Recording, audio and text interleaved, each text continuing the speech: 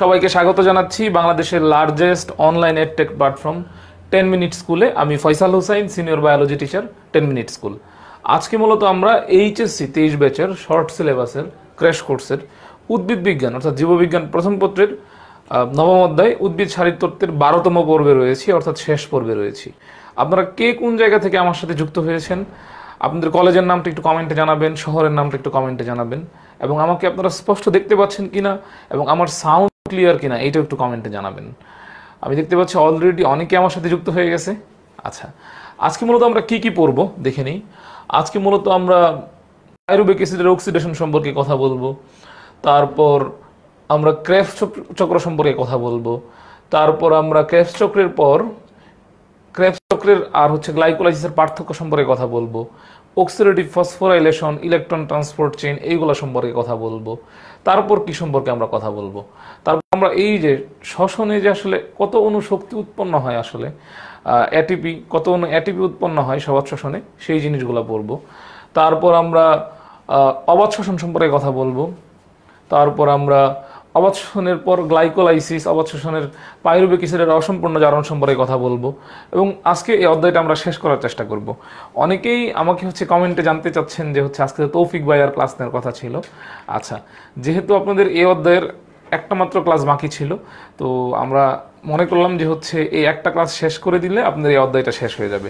তারপর আপনারা অনেকেই রেকর্ডেড ক্লাস দেখে থাকে, তাহলে আলটিমেটলি এই চ্যাপ্টারটা শেষ হয়ে যাবে এবং এরপর আপনারা সেকেন্ড পেপার খুব আরামসে শুরু করতে পারবেন। ভুল ক্লাস রাইসুল ইসলাম না, ভুল ক্লাস না, অ্যাকচুয়ালি আজকে তৌফিক ভাইয়ের আসার কথা ছিল, কিন্তু তৌফিক ভাইয়ের পরিবর্তে আমি আমার এই চ্যাপ্টারটা শেষ করে দিচ্ছি।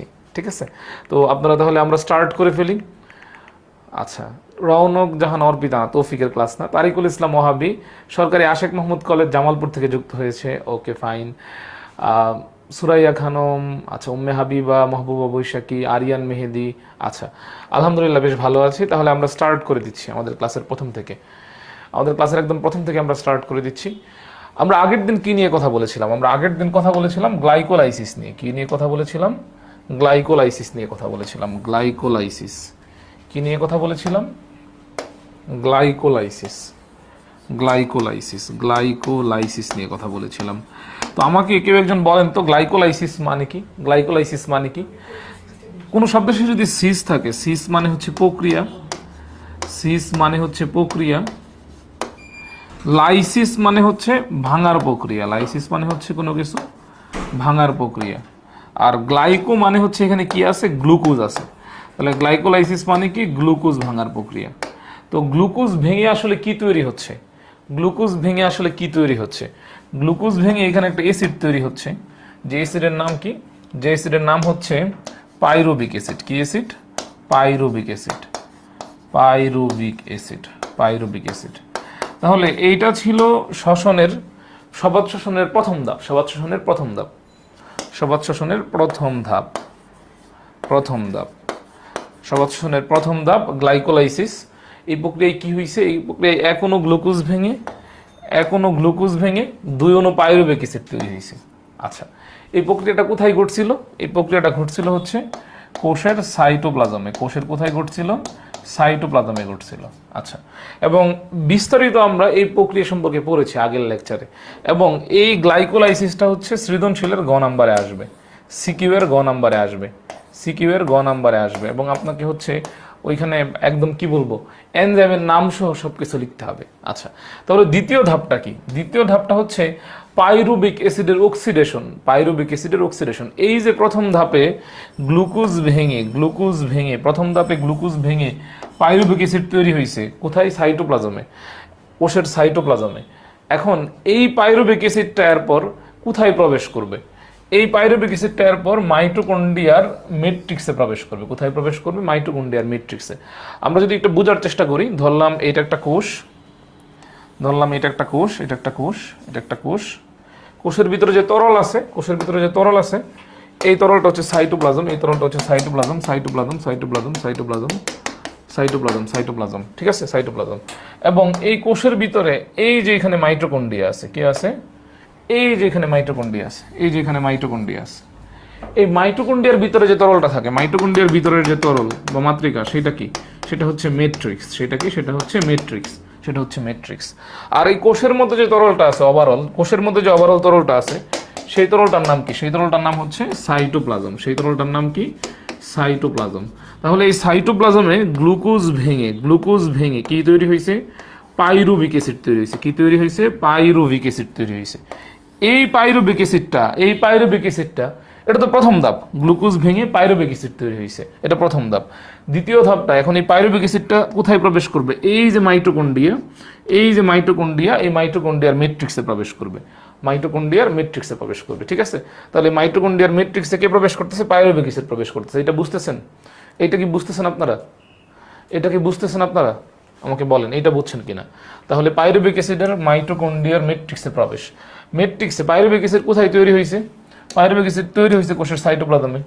পাইরুভিক অ্যাসিড কোথায় তৈরি হয়েছে? পাইরুভিক অ্যাসিড তৈরি হয়েছে কোষের সাইটোপ্লাজমে। আমরা কিন্তু দেখলাম এই যে কোষের যে সাইটোপ্লাজমে গ্লুকোজ ভেঙে কি তৈরি হয়েছে? Pyruvic acid.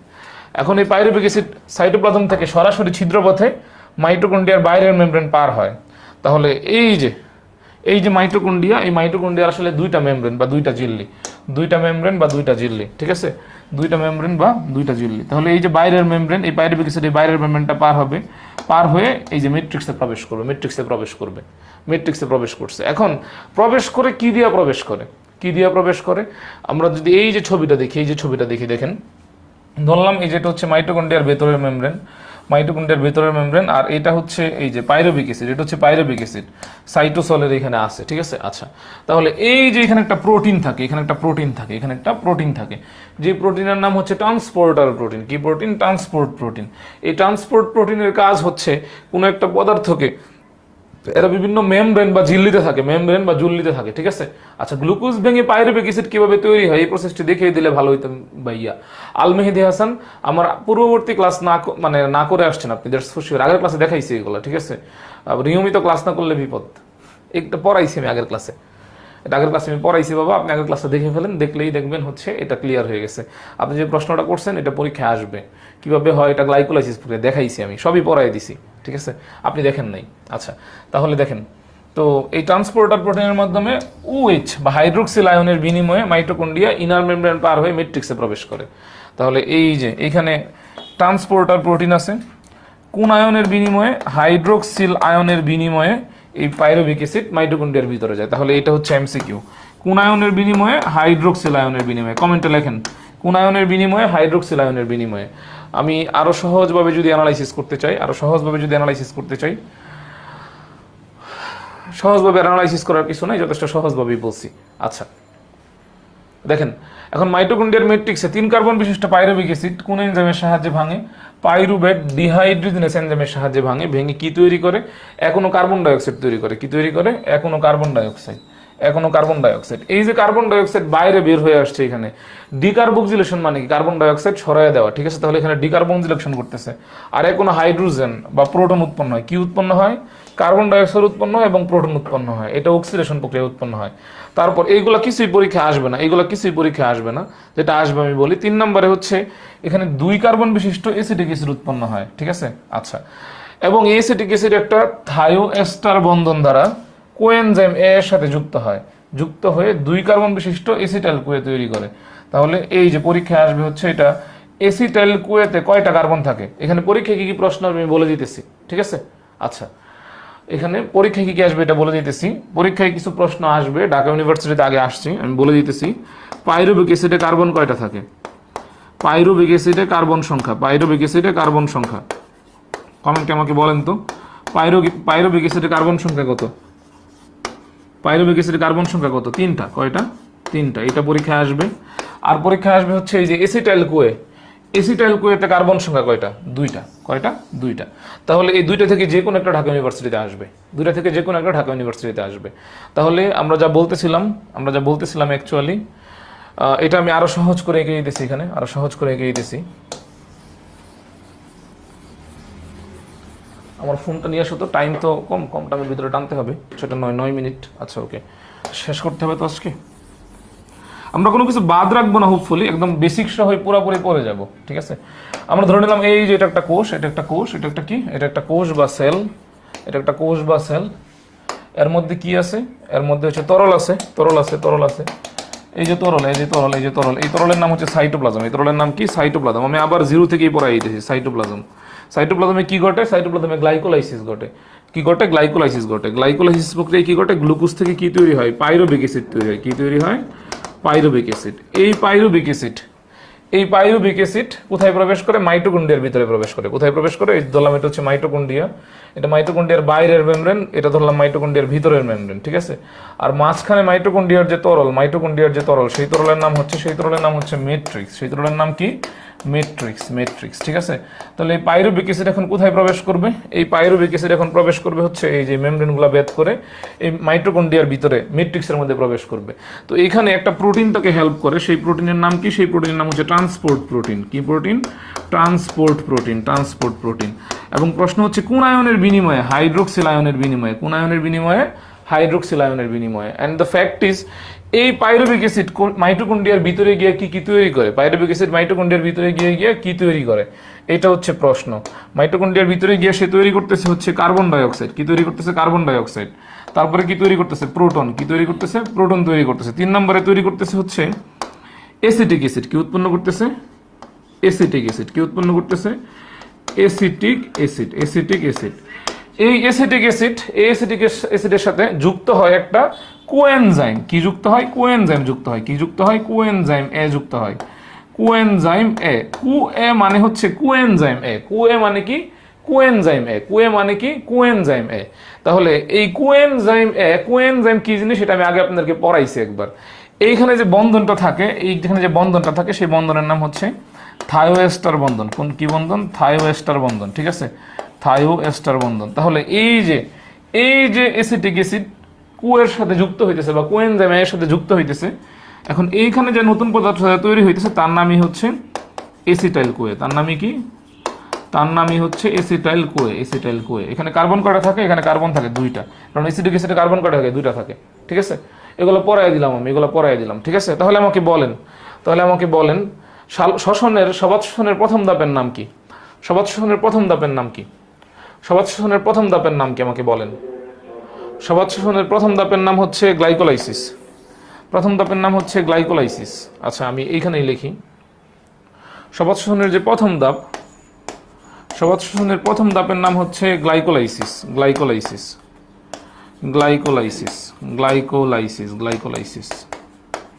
দ্বিতীয় ধাপের নাম কি? গ্লাইকোলাইসিসের ফলে তৈরি হয়েছে কি? Pyruvic acid. কি তৈরি হয়েছে? Pyruvic acid. এটা কোথায় ঘটছিল? সাইটোপ্লাজমে ঘটছিল। কোথায় ঘটছিল?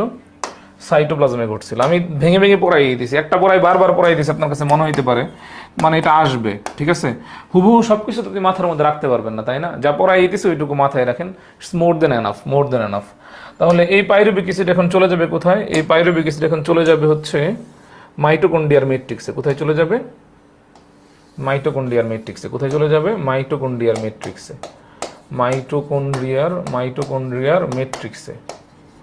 মাইটোকন্ড্রিয়ার ম্যাট্রিক্সে কি তৈরি করবে বলেন তো? আলটিমেটলি এখানে কি তৈরি করবে? এরপর মাইটোকন্ড্রিয়ার ম্যাট্রিক্সে গিয়ে কি তৈরি করবে বলেন? মাইটোকন্ড্রিয়ার ম্যাট্রিক্সে গিয়ে আলটিমেটলি সে কি তৈরি করবে? এসিটাইল কোয়ে। কি তৈরি করবে? এসিটাইল কোয়ে তৈরি করবে। তাহলে দ্বিতীয় ধাপের নাম কি? বলেন। দ্বিতীয় ধাপের নাম ছিল এই যে পাইরুভিক অ্যাসিড। এই পাইরুভিক অ্যাসিডের জারণ। দ্বিতীয় ধাপের নাম কি ছিল? পাইরুভিক অ্যাসিডের জারণ। দ্বিতীয় ধাপের নাম কি ছিল? পাইরুভিক অ্যাসিডের অক্সিডেশন বা পাইরুভিক অ্যাসিডের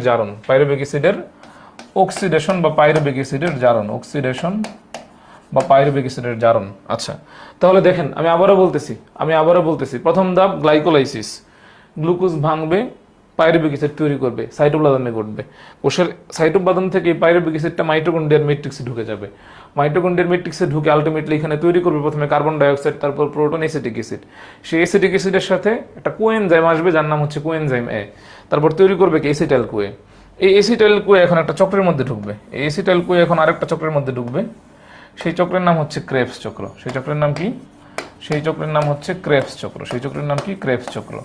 এই ক্রেবস চক্র হচ্ছে তৃতীয় ধাপ, এই ক্রেবস চক্র হচ্ছে তৃতীয় ধাপ, ঠিক আছে, তৃতীয় ধাপ। এখন প্রশ্ন হচ্ছে, এখন আপনার উদ্দেশ্যে প্রশ্ন হচ্ছে ক্রেবস চক্র এবং গ্লাইকোলাইসিসের মধ্যে সংযোগকারী উপাদান কোনটা? এটা হচ্ছে আপনাদের কাছে প্রশ্ন। ক্রেবস চক্র এবং গ্লাইকোলাইসিসের মধ্যে সংযোগকারী উপাদান কোনটা? ক্রেবস চক্র এবং গ্লাইকোলাইসিসের সংযোগকারী উপাদান কোনটা? গ্লাইকোলাইসিসের সংযোগকারী উপাদান কোনটা? সংযোগকারী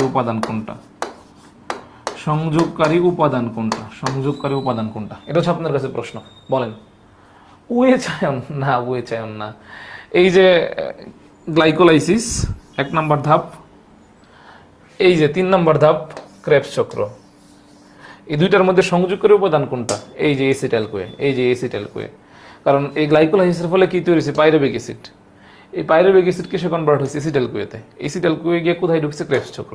তার মানে ক্রেবস চক্র এবং গ্লাইকোলাইসিস দুইটার মধ্যে সংযোগ ঘটাইছে কে? এসিটাইল কোয়ে।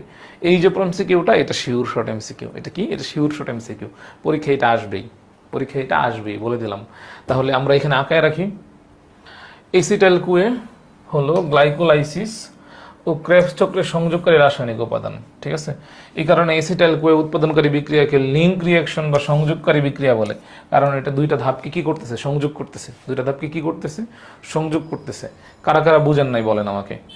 এখন কেউ যদি হচ্ছে মেহেদির মতো বলেন যে গ্লুকোজ থেকে কিভাবে পাইরুভিক অ্যাসিড তৈরি হয়, এটা একটু বুঝাইয়া দেন, তো আগের ক্লাসের পড়া, এটা তো আমি পুরো একটা ক্লাস জুড়ে বুঝাইছি, তাই না?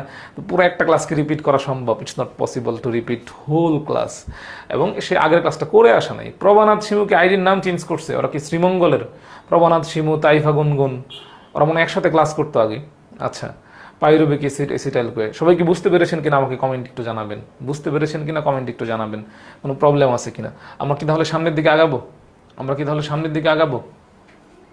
তাহলে আমাদের তৃতীয় ধাপের নাম কি? আচ্ছা, ওকে, ক্লিয়ার। আমাদের তৃতীয় ধাপের নাম কি? ক্রেবস চক্র। আচ্ছা,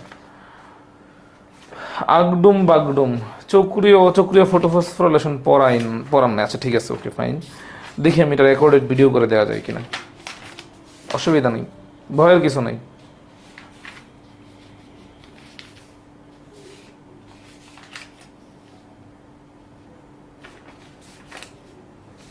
আচ্ছা, সবাই ক্লিয়ার? এক্সামে কি কোয়েশ্চেন আসবে? হ্যাঁ, প্রশ্ন তো আসতেই পারে।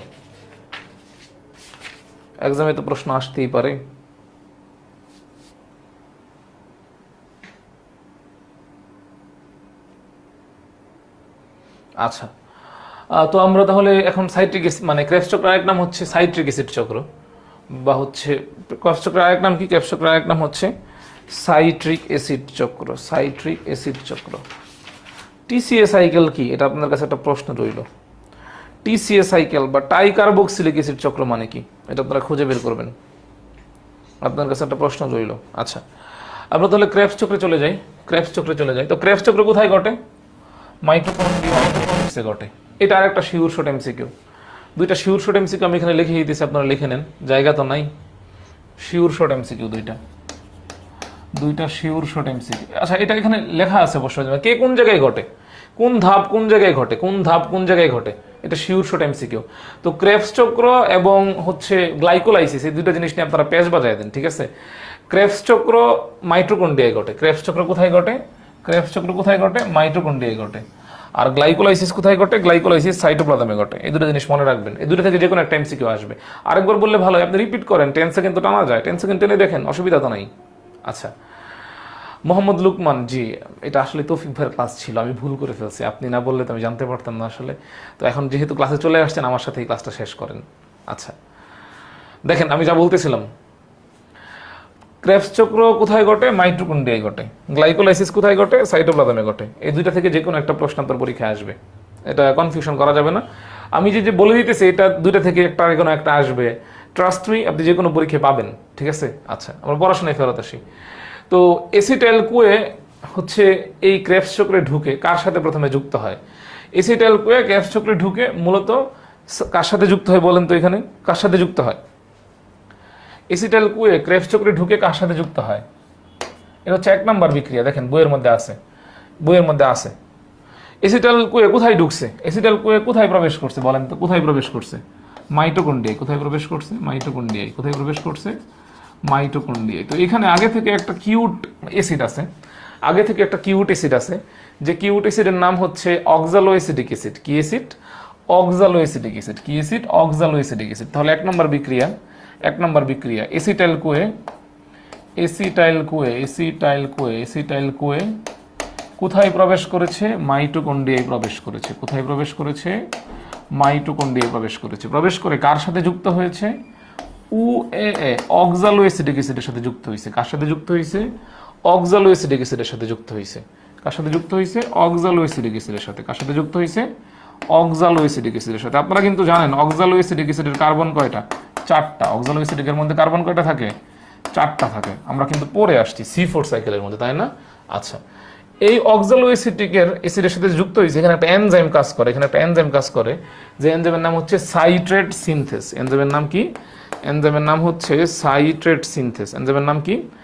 এনজাইমের নাম হচ্ছে সাইট্রেট সিনথেটেস বা সাইট্রেট সিনথেস। Citrate synthase. তো এই সাইট্রেট সিনথেস অ্যাকচুয়ালি কি সিনথেসিস করবে? Citric acid. কি? Citric acid. কি অ্যাসিড? Citric acid. কি অ্যাসিড? Citric acid. কি অ্যাসিড? এই যে এসিটাইল কোয়ে, আচ্ছা আমি মানে বেশি এলোমেলো হয়ে যাচ্ছে, আমি খুব শর্টে লিখে দিই। সবার কাছে বইটা এখানে আসে না? সবার কাছে বইটা এখানে আসে না? সবার কাছে কি আবুল হাসান স্যারের বইটা আছে না? আমি পুরো চক্রটা একটা ছবির মধ্যে দিয়ে দিছি। আমি কি আগের মতো মানে হচ্ছে গ্লাইকোলাইসিস বা C3 C4 চক্র যেভাবে বুঝাইছি এভাবে প্রত্যেকটা মানে গাঠনিক সংকেত সহ বুঝাই দিব? প্রত্যেকটা কি গাঠনিক সংকেত সহ বুঝাই দিব? এই ক্র্যাশ চক্র পরীক্ষায় আসবে, হ্যাঁ, সিকিউ এর গ নাম্বারে আসবে, সিকিউ এর গ নাম্বারে আসবে, সিকিউ এর গ নাম্বারে আসবে, সিকিউ এর গ নাম্বারে আসবে। এখন হয়তো আপনার কাছে মনে হইতেছে কি পড়াইতেছে না পড়াইতেছে ভাই, কিন্তু যখন হচ্ছে পরীক্ষার হলে যাবেন তখন আমার কথা মনে পড়বে, ঠিক আছে? আচ্ছা, তো এক নম্বর বিক্রিয়া acetyl Koi, acetyl Koi, acetyl Koi কার সাথে যুক্ত হবে? এসিটাইল কোয়ে প্রবেশ করছে কোথায়? এই যে মাইটোকন্ড্রিয়ায়, মাইটোকন্ড্রিয়ায় প্রবেশ করছে। কার সাথে যুক্ত হবে? অক্সালোএসিটিক অ্যাসিডের সাথে। কার সাথে? অক্সালোএসিটিক অ্যাসিড। আচ্ছা, এখন এখান থেকে তৈরি হবে কি? এখান থেকে তৈরি হবে সাইট্রিক অ্যাসিড। কি তৈরি হবে? Citric acid. কি তৈরি হবে? Citric acid. তাহলে সাইট্রিক অ্যাসিড, যেহেতু সাইট্রিক অ্যাসিড তৈরি হইতেছে, ঠিক আছে, তো এই এখানে যে এনজাইমটা হেল্প করবে সেই এনজাইমের নাম হচ্ছে সাইট্রেট সিনথেস। নাম কি? Citrate synthase. এখন চিন্তা করেন এই সাইট্রিক অ্যাসিডের মতো দেখতেই, সাইট্রিক অ্যাসিডের মধ্যে এই সাইট্রিক অ্যাসিডে কার্বন কয়টা থাকে? এটা এমসিকিউ আসে। সাইট্রিক অ্যাসিডে কার্বন কয়টা থাকে? এটা এমসিকিউ আসে, ঠিক আছে? সাইট্রিক অ্যাসিডে কার্বন থাকে 6টা। সাইট্রিক অ্যাসিডে কার্বন কয়টা থাকে? 6টা। সাইট্রিক অ্যাসিডে কার্বন কয়টা থাকে? 6টা, মাথায় রাখেন। আর অক্সালোএসিডিক অ্যাসিডে কার্বন কয়টা থাকে? অক্সালোএসিডিক অ্যাসিডে কার্বন থাকে 4টা। কয়টা? 4টা। এসিটাইল কোয়ে কার্বন কয়টা থাকে? 2টা। এগুলো এমসিকিউতে আসবে, এমসিকিউতে আসবে হুট করে। সাইট্রিক অ্যাসিডে হচ্ছে কার্বন সংখ্যা কয়টা? এসিটাইল কোয়েতে কার্বন সংখ্যা কয়টা? ঠিক আছে? আচ্ছা, মোহনা সরকার ভাই আজকে গুছিয়ে নোট করতে পারছি না কেন? নোট করতে পারতেছেন না কেন? আচ্ছা, এখন দেখেন এই সাইট্রিক অ্যাসিড থেকে এই সাইট্রিক অ্যাসিডের মতোই কোনো একটা অ্যাসিড তৈরি হবে। তাহলে আমি এইখান থেকে বিক্রিয়াটা দেখাই ফেলি, এইখান থেকে বিক্রিয়াটা দেখাই ফেলি, ঠিক আছে? এখান থেকেই সব দেখাই ফেলি। এই সাইট্রিক অ্যাসিডের মতোই কোনো একটা কিছু তৈরি হবে। আইসো মানে কি? কোনো শব্দের এখানে যদি আইসো থাকে, আইসো, আইসো মানে কি? আইসো মানে হচ্ছে সেম, আইসো মানে হচ্ছে সেম। তাহলে এই সাইট্রিক অ্যাসিড থেকে এখন আইসো সাইট্রিক অ্যাসিড তৈরি হবে। কি তৈরি হবে? আইসো সাইট্রিক অ্যাসিড তৈরি হবে, সাইট্রিক অ্যাসিডের মতোই। এবং এখানে যে এনজাইমটা হেল্প করবে সেই এনজাইমের নাম হচ্ছে অ্যাকোনিটেস। নাম কি? অ্যাকোনিটেস। কে? অ্যাকোনিটেস। কে? অ্যাকোনিটেস। আচ্ছা, তো এটা একটা উপমুখী বিক্রিয়া, এটা একটা উপমুখী বিক্রিয়া। এখন ডিহাইড্রোজিনেজ এনজাইম আমরা জানি, এখন ডিহাইড্রোজিনেজ এনজাইম এখানে ক্রিয়াশীল হবে। কে ক্রিয়াশীল হবে?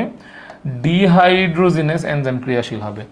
এই ডিহাইড্রোজিনেজ, তার মানে এখানে ডিহাইড্রোজিনেজের কথা যেহেতু আছে, তার মানে এখানে NADH2 ঠিক আছে? এই যে এই রিঅ্যাকশনের ফ্যাক্ট আসবে, এই রিঅ্যাকশনের ফ্যাক্ট আসবে, ঠিক আছে? তো এই ডিহাইড্রোজিনেজ এনজাইম কার উপর কাজ করতেছে? এখানে আইসোসাইট্রিক অ্যাসিডের উপর কাজ করতেছে। তাহলে যার উপর কাজ করে তার নাম অ্যাড করতে হবে না, এই কারণে এনজাইমের নাম হচ্ছে আইসোসাইট্রেট ডিহাইড্রোজিনেজ। আইসোসাইট্রেট ডিহাইড্রোজিনেজ। তো এই আইসোসাইট্রিক অ্যাসিড থেকে এখানে আলফা কিটোগ্লুটারিক অ্যাসিড তৈরি হবে। কি তৈরি হবে? আলফা কিটোগ্লুটারিক অ্যাসিড তৈরি হবে। কি তৈরি হবে? আলফা কিটোগ্লুটারিক অ্যাসিড তৈরি হবে। এই আলফা কিটোগ্লুটারিক অ্যাসিড থেকে আবার এখানে ডিহাইড্রোজেনেজ এনজাইম কাজ করবে। কি কাজ করবে? ডিহাইড্রোজেনেজ এনজাইম কাজ করবে। তো ডিহাইড্রোজেনেজ এনজাইম কাজ করা মানে কি বলছিলাম তো, এই যে NAD2। আচ্ছা, এবং প্রতিবার এর সাথে একটা করে কার্বন ডাই অক্সাইড বের হয়ে যাবে, প্রতিবার এর সাথে একটা করে কার্বন ডাই অক্সাইড বের হয়ে যাবে, একটা করে কার্বন ডাই অক্সাইড বের হয়ে যাবে, ঠিক আছে। আচ্ছা, তো এই আলফা কিটোগ্লুটারিক অ্যাসিড থেকে এখানে সাকসিনাল কুয়েতে কনভার্ট হবে। আলফা কিটোগ্লুটারিক অ্যাসিড কিসে কনভার্ট হবে? সাকসিনাল কুয়েতে কনভার্ট হবে। এখন সাকসিনাইল কুয়ে চিন্তা করে দেখেন, এসিটাইল কুয়ে চিন্তা করে দেখেন, এসিটাইল কুয়ে, এই যে এসিটাইল কুয়ে, এই যে এসিটাইল কুয়ে, আগে এসিটাইল কুয়ে কি ছিল? আগে এসিটাইল কুয়ে ছিল এসিটিক অ্যাসিড। আগে এসিটাইল কুয়ে কি ছিল? আগে এসিটাইল কুয়ে ছিল এসিটিক অ্যাসিড, এসিটিক অ্যাসিড। এর সাথে কে যুক্ত হইছে? কোএনজাইম এ যুক্ত হইছে, কোএনজাইম এ যুক্ত হইছে। এসিটিক অ্যাসিডের সাথে কে যুক্ত হইছে? কোএনজাইম এ। তখন তার নাম কি হইছে? এসিটাইল কুয়ে। তখন তার নাম কি হইছে? এসিটাইল কুয়ে। তখন তার নাম কি হইছে? এসিটাইল কুয়ে। আমি আবারও বলতেছি, দেখেন, আগে এসিটাইল কুয়ে, আগে কি ছিল? এসিটিক অ্যাসিড ছিল, এসিটিক অ্যাসিড ছিল, তার সাথে একটা কোএনজাইম যুক্ত হয়েছে যার নাম কোএনজাইম এ। তখন এসিটিক অ্যাসিডটা কিসে কনভার্ট হয়ে গেছে? এসিটাইল কুয়েতে কনভার্ট হয়ে গেছে। কিসে কনভার্ট হয়ে গেছে? এসিটাইল কুয়েতে কনভার্ট হয়ে গেছে। তাহলে এই যে সাকসিনাইল কুয়ে, এখান থেকে যদি আমরা কোএনজাইম এটা বের করে ফেলতে পারি, কোএনজাইম এটা যদি আমরা বের করে ফেলতে পারি, কোএনজাইম এটা যদি আমরা বের করে ফেলতে পারি, তাহলে সাকসিনাল কুয়ে থেকে আমরা কোন অ্যাসিড পাবো? সাকসিনাল কুয়ে থেকে আমরা কোন অ্যাসিড পাবো বলেন তো? Succinic acid. কোন অ্যাসিড পাবো? Succinic acid. এটা বুঝছেন? এটা কি বুঝছেন? এটা কি বুঝছেন কিনা বলেন? মারুফ, আমি কালকে ফোন দিছিলাম তো আপনাকে, আজকে দেখা হচ্ছে না। হ্যাঁ, ওকে। দেখেন, সাকসিনাল কুয়ে থেকে কোন অ্যাসিড উৎপন্ন হবে? সাকসিনিক অ্যাসিড উৎপন্ন হবে। কোন অ্যাসিড উৎপন্ন হবে? সাকসিনিক অ্যাসিড উৎপন্ন হবে। এখন এটা বুঝছেন, এসিটাইল কুয়ে আগে কি ছিল? এসিটিক অ্যাসিড, তার সাথে কোএনজাইম যুক্ত হয়েছে, সেটা এসিটাইল কুয়েতে কনভার্ট হয়ে গেছে। তার মানে সাকসিনাল কুয়ে, এখান থেকে সেম আমরা যদি কোএনজাইম এটা বের করে দিতে পারি, তাহলে তার আগের যে রূপ সাকসিনিক অ্যাসিড সেটা পেয়ে যাব।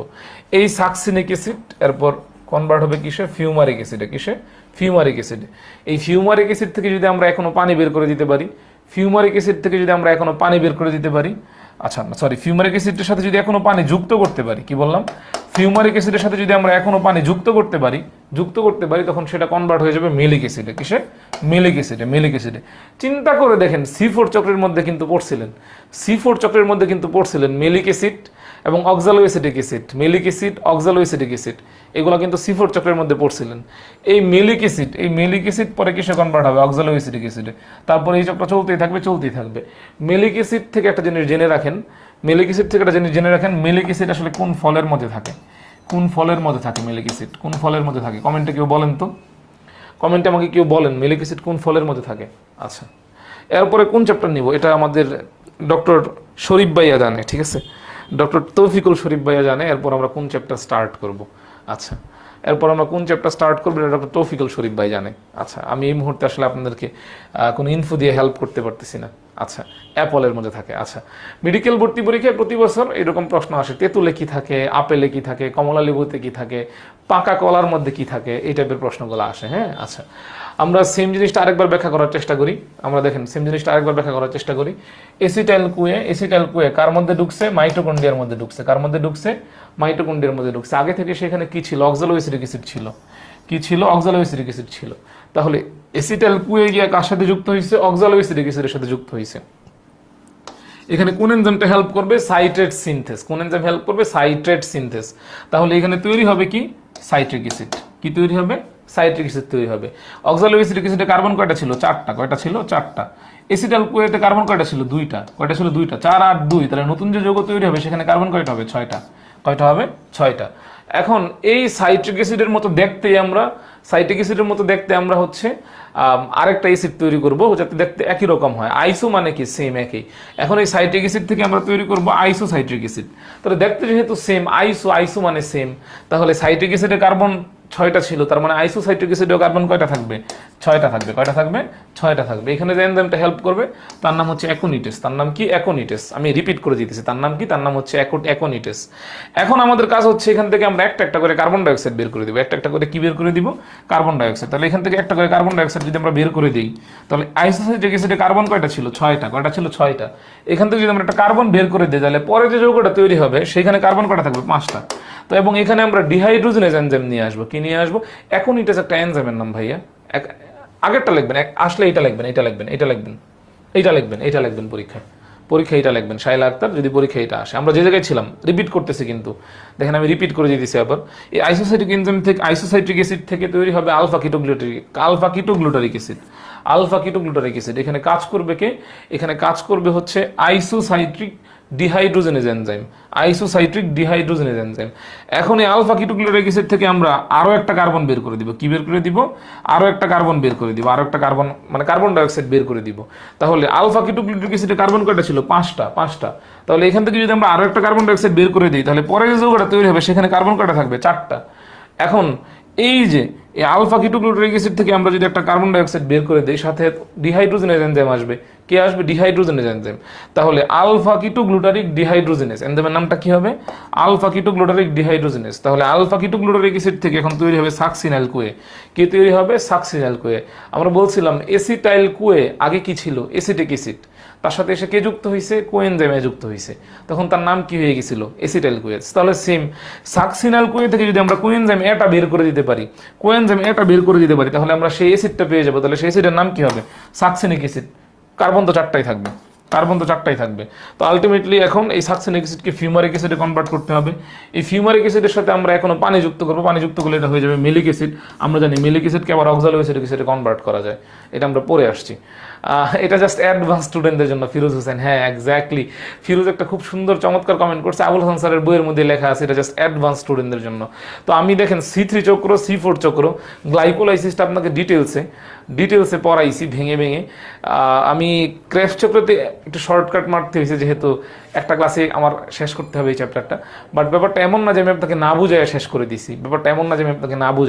দিছি, তো আপনি চাইলে এই ফ্লো চার্ট এই অনুযায়ী চাইলে লিখতে পারেন। আমি যে বলতেছি দেখেন, চিন্তা করেন, এসিটাইল কোয়ে মাইটোকন্ড্রিয়ায় ঢুকছে, অক্সালোএসিডিক অ্যাসিড আগে থেকে ছিল। অক্সালোএসিডিক অ্যাসিডে কার্বন কয়টা? অক্সালোএসিডিক অ্যাসিডে কার্বন 4টা, এসিটাইল কোয়েতে কয়টা? 2টা।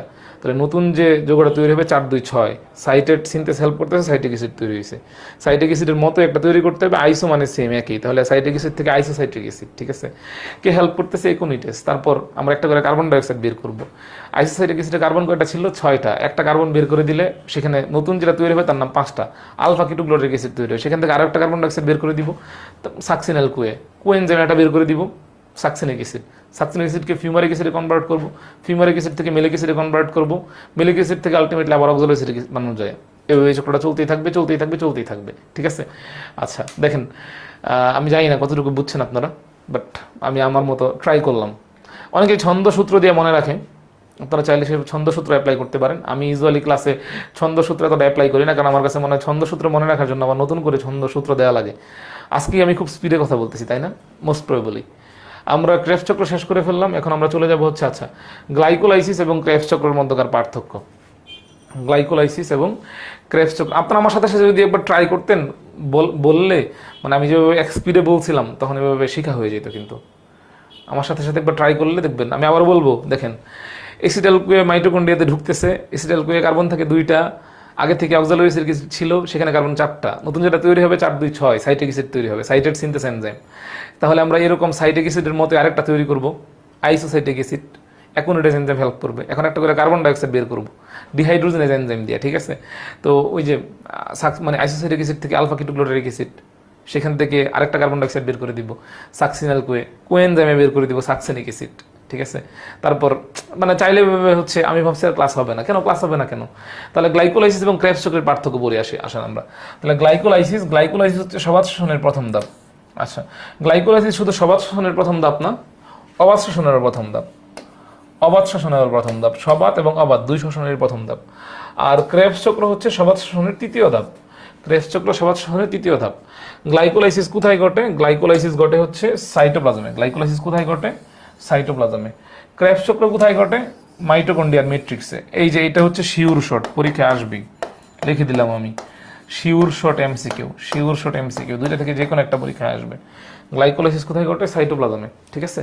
আচ্ছা, সজীব আহমেদ ইলেকট্রন ট্রান্সপোর্ট পড়াই নাই। আচ্ছা দেখেন সজীব আহমেদ, ব্যাপারটা আমি বলি, আমি অবশ্যই পৃথিবীতে আমার বাবার আগে আসি নাই, তাই না?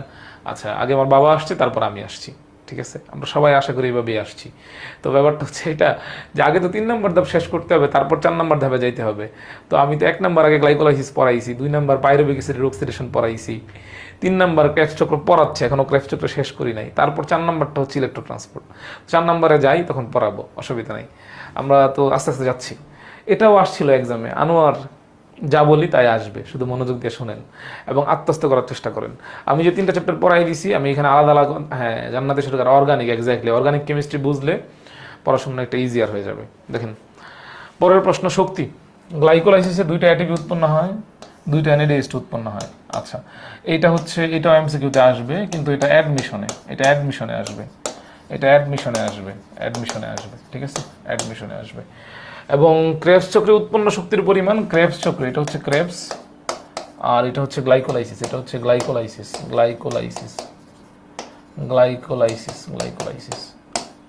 উৎপন্ন শক্তির পরিমাণ অনেক বেশি। শুনেন, যদি কখনো পরীক্ষা এরকম প্রশ্ন আসে যে শালুক সংশ্লেষণের একক শ্বসনের একক ধাপ হিসাবে কোন ধাপে শক্তি সবচেয়ে বেশি উৎপন্ন হয়, আনসার হচ্ছে ক্রেবস চক্র। কি বললাম? যে একক ধাপ হিসাবে, শ্বসনের একক ধাপ হিসাবে কোন ধাপে সবচাইতে বেশি শক্তি উৎপন্ন হয়, আনসার কি? ক্রেবস চক্র। মনে রাখবেন, এটা পরীক্ষায় আসবে। কত? 24 এটিপি উৎপন্ন হয় আর কি, 2টা এটিপি, 6টা এনএডিএইচ, 2টা এফএডিএইচ। আমরা হিসাব সামনে গিয়ে পড়বো। গ্লাইকোলাইসিসে কার্বন ডাইঅক্সাইড উৎপন্ন হয় না, কিন্তু ক্রেবস চক্রতে কার্বন ডাইঅক্সাইড উৎপন্ন হয়। আচ্ছা, গ্লাইকোলাইসিসে মানে শ্বসনিক বস্তুটা কি? শ্বসনিক বস্তুটা হচ্ছে গ্লুকোজ, C6H12O6। শ্বসনিক বস্তু কি? শ্বসনিক বস্তুটা হচ্ছে গ্লুকোজ। শ্বসনিক বস্তুটা কি? গ্লুকোজ। আংশিক জারণ ঘটে, আর ক্রেবস চক্রে সম্পূর্ণ জারণ ঘটে। আচ্ছা, ক্রেবস চক্রের আরেক নাম হচ্ছে ইএমপি পথ বা ইএমপি পাথওয়ে। সরি, ক্রেবস চক্র না, গ্লাইকোলাইসিসের আরেক নাম হচ্ছে ইএমপি পাথওয়ে। গ্লাইকোলাইসিসের আরেক নাম কি? গ্লাইকোলাইসিসের আরেক নাম হচ্ছে ইএমপি পাথওয়ে। আর ক্রেবস চক্রের আরেক নাম হচ্ছে সাইট্রিক অ্যাসিড চক্র বা টিসিএ সাইকেল, ট্রাইকার্বক্সিলিক অ্যাসিড সাইকেল। আমি কিছুক্ষণ আগে আপনাদেরকে পড়তে বলছিলাম না যে টিসিএ সাইকেলটা কি, এটা একটু মনে রাখবেন। তো এই ক্রেবস চক্রের আরেক নাম হচ্ছে টিসিএ সাইকেল বা ট্রাইকার্বক্সিলিক অ্যাসিড সাইকেল। ঠিক আছে, ক্রেবস চক্রের আরেক নাম কি? ক্রেবস চক্রের আরেক নাম হচ্ছে টিসিএ সাইকেল বা ট্রাইকার্বক্সিলিক অ্যাসিড সাইকেল। 3টা কার্বক্সিলিক অ্যাসিড এখানে আসলে অ্যাকচুয়ালি রিলেটেড। আমরা আমাদের পরের ধাপে চলে যাই, চতুর্থ ধাপ কি? ইলেকট্রন স্থানান্তর বা ইলেকট্রন ট্রান্সপোর্ট চেইন আর অক্সিডেটিভ ফসফোরাইলেশন কোন জায়গায় ঘটে? মাইটোকন্ড্রিয়াল মেমব্রেনে ঘটে। এই ধাপে কি হয়? ইলেকট্রন স্থানান্তর হয় মূলত কোন ধাপে? ইলেকট্রন স্থানান্তর হয় কিসের মাধ্যমে? ইলেকট্রন স্থানান্তর হয় মূলত হচ্ছে এই যে ইটিসি বা ইলেকট্রন ট্রান্সপোর্ট চেইনের মাধ্যমে। আর এটিপি তৈরি হয় মূলত কিসের মাধ্যমে? এটিপি উৎপন্ন হয় মূলত হচ্ছে এই যে অক্সিডেটিভ ফসফোরাইলেশনের মাধ্যমে। তো এখানে অ্যাকচুয়ালি দেখেন, এই যে ইলেকট্রন ট্রান্সপোর্ট চেইনে কোনো এটিপি উৎপন্ন হয় না, ইটিসিতে কোনো এটিপি উৎপন্ন হয় না, ইটিসিতে এটিপি হয় না, ইটিসিতে এটিপি হয় না, মনে রাখবেন, ইটিসিতে এটিপি হয় না, অক্সিডেটিভ ফসফোরাইলেশনের মাধ্যমে হচ্ছে। আচ্ছা, সৌরভ পল আটকে যাচ্ছে। এই লাইভ কি শুধু সৌরভ পলের এখানে আটকে যাচ্ছে নাকি অন্য কারোর এখানে আটকে যাচ্ছে বলেন? লাইভ কি সৌরভ পলের এখানে আটকে যাচ্ছে নাকি অন্য কারো এখানে আটকে যাচ্ছে বলেন?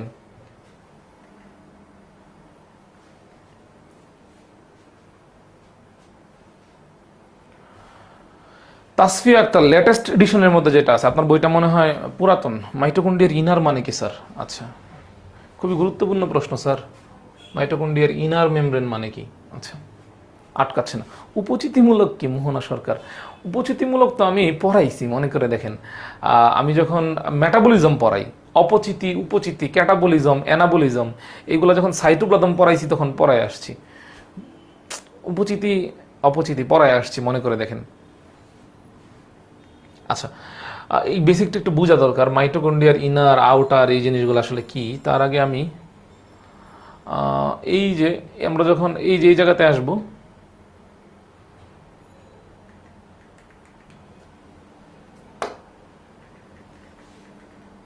Just a minute.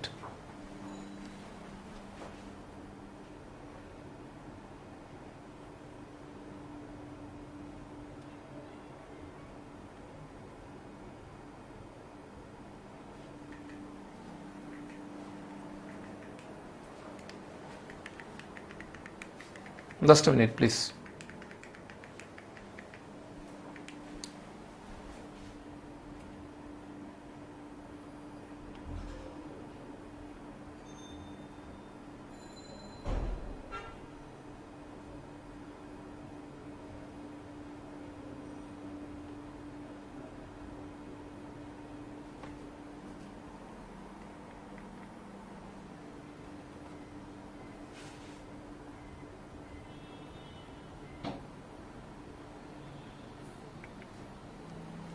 সরি, আচ্ছা আচ্ছা আচ্ছা, আমরা এখন স্পষ্ট দেখতে পারতেছি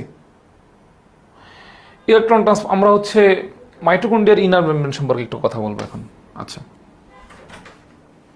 মাইটোকন্ড্রিয়ার ইনার মেমব্রেন সম্পর্কে একটু কথা বলবো এখন, তাই না? আচ্ছা, আমরা ধরে নিলাম এটা একটা মাইটোকন্ড্রিয়া, ধরে নিলাম এটা একটা মাইটোকন্ড্রিয়া। এটা একটা কি রাজু? এটা একটা কি? এটা কিন্তু একটা মাইটোকন্ড্রিয়া। রাজু যেহেতু বলছে তাহলে এটা একটা মাইটোকন্ড্রিয়া। হলুদ তো হলুদ হলে আপনারা দেখতে পারবেন না, আমরা লাল দিয়ে আঁকি, লাল দিয়ে আঁকি, তাহলে আপনারা হয়তো ভালো করে দেখতে পারবেন। ধরে নিলাম এটা একটা মাইটোকন্ড্রিয়া, এটা একটা মাইটোকন্ড্রিয়া, ঠিক আছে? মাইটোকন্ড্রিয়া। এখন মাইটোকন্ড্রিয়ার আবরণ কয়টা? ঠিক আছে, মাইটোকন্ড্রিয়ার আবরণ কয়টা বা ঝিল্লি কয়টা আসলে, ঠিক আছে, বা ঝিল্লির স্তর কয়টা? ঠিক আছে, ধরেন এই যে মাইটোকন্ড্রিয়ার বাইরের দিকের আবরণ, এটা হচ্ছে মাইটোকন্ড্রিয়ার বাইরের দিকের আবরণ। ধরেন এটা হচ্ছে মাইটোকন্ড্রিয়ার বাইরের দিকের আবরণ, মাইটোকন্ড্রিয়ার বাইরের দিকের আবরণ, মাইটোকন্ড্রিয়ার বাইরের দিকের আবরণ, বাইরের দিকের আবরণ।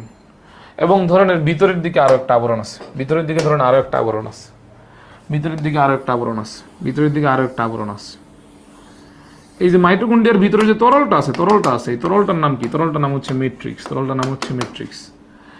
এই যে মেমব্রেন যেটা বাইরের দিকে আছে, যেটা বাইরের দিকে আছে, এটার নাম কি মেমব্রেন? Outer membrane. কি মেমব্রেন? Outer membrane. ইনার মানে কি? ভিতরে। তাহলে ভিতরের দিকে যে মেমব্রেনটা আছে, ভিতরের দিকে যে মেমব্রেনটা আছে সেটা কি মেমব্রেন? সেটা কি মেমব্রেন? Inner membrane. এই যে ব্যাপারগুলো, তো অ্যাকচুয়ালি কোনো কোনো মানে মেটাবলিক রিয়াকশন আছে, এরা ম্যাট্রিক্সের মধ্যে ঘটে, ম্যাট্রিক্সের মধ্যে আছে। কোনো কোনো মেটাবলিক রিয়াকশন দেখা যাবে এই যে আউটার কোটে, কোনো কোনো মেটাবলিক রিয়াকশন দেখা যাবে ইনার কোটে বা ইনার মেমব্রেনে। তো এক একটা মেমব্রেন মানে এক একটা হচ্ছে মেটাবলিক রিয়াকশন বা বিপাকীয় বিক্রিয়া এক এক জায়গায় ঘটে। এইটাই inner membrane, outer membrane, matrix লেখছে। তো এইগুলা কোষের গঠনের মানে কনসেপ্টের মধ্যে আমি পড়ায় আসছি। সমস্যা হচ্ছে আপনারা কোষের গঠন ব্যাপারটা অনেকটা ভুলে গেছেন। শুনেন, কোষের গঠন, কোষ রসায়ন, কোষের গঠন, কোষ রসায়ন, এই চ্যাপ্টারগুলো হচ্ছে মানে লাইফ অফ বায়োলজি। অ্যাকচুয়ালি এই চ্যাপ্টারগুলো কখনো ভুলা যাবে না, ভুল করা যাবে না, এগুলো বুঝে বুঝে পড়তে হবে, ঠিক আছে? এই দুটো চ্যাপ্টার ভুল করা যাবে না, বুঝে বুঝে পড়তে হবে। আসেন আমরা ইলেকট্রন ট্রান্সপোর্ট চেইন সম্পর্কে একটু কথাবার্তা বলি। ইলেকট্রন ট্রান্সপোর্ট চেইন সম্পর্কে আসেন আমরা একটু কথাবার্তা বলি। ইলেকট্রন ট্রান্সপোর্ট চেইন কিছুই না, ধরেন তৌফিক হচ্ছে ইলেকট্রন, ওকে আমি বললাম যে ওর বাসা থেকে কোনো এক জায়গায় যাইতে হবে। তো সে কিভাবে যাবে আসলে? সে কিভাবে যাস? কোথায় মেমব্রেন? সার্কেলার বিন্দু দেখতে পারতেছি। আমিনুল ইসলাম কৌশিক, মোস্টরে বলে চিন্ময়দার ক্লাসে একটা সিনারিও ছিল এরকম, আমি একটা মানে শর্ট ভিডিও ক্লিপে দেখছিলাম যে দাদা দেখাইতেছিল এই যে একটা সুতা, সুতার নিচে এই যে তরণ, এখানে কিন্তু 10 মিনিট আমি দেখতে পারতেছি, তুমি পারতেছো না, আমিও দেখতে পারতেছি। তো ব্যাপারটা হচ্ছে you have to feel it, you have to মানে থিঙ্ক ইট, যে এখানে আসলেই তরণ আছে, এখানে সুতা ঝুলতেছে। তো ব্যাপারটা হচ্ছে আমি তো সার্কেল বলেন বা বিন্দু বলেন, আমি তো মাইটোকন্ড্রিয়া দেখাই দিচ্ছি, আপনি ফিল করেন এটা মাইটোকন্ড্রিয়া। তো যাই হোক, আমরা পড়াশোনায় ফেরত আসি।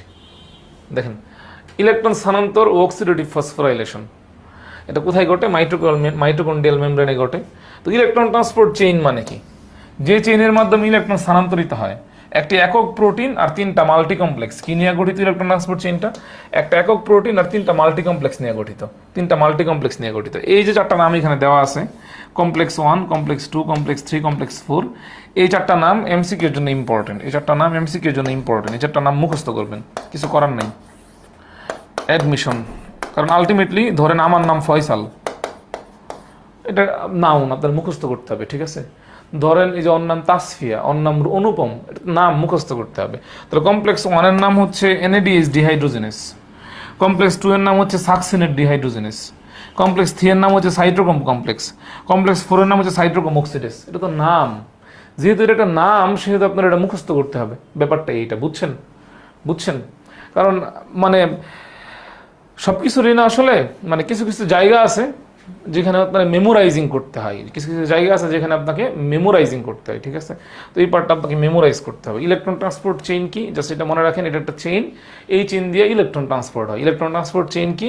ইলেকট্রন ট্রান্সপোর্ট চেইন হচ্ছে এই যে এরকম একটা চেইন, এরকম একটা চেইন, ইলেকট্রন ট্রান্সপোর্ট চেইন এমন একটা চেইন, এই চেইন দিয়ে কি ট্রান্সপোর্ট হয়?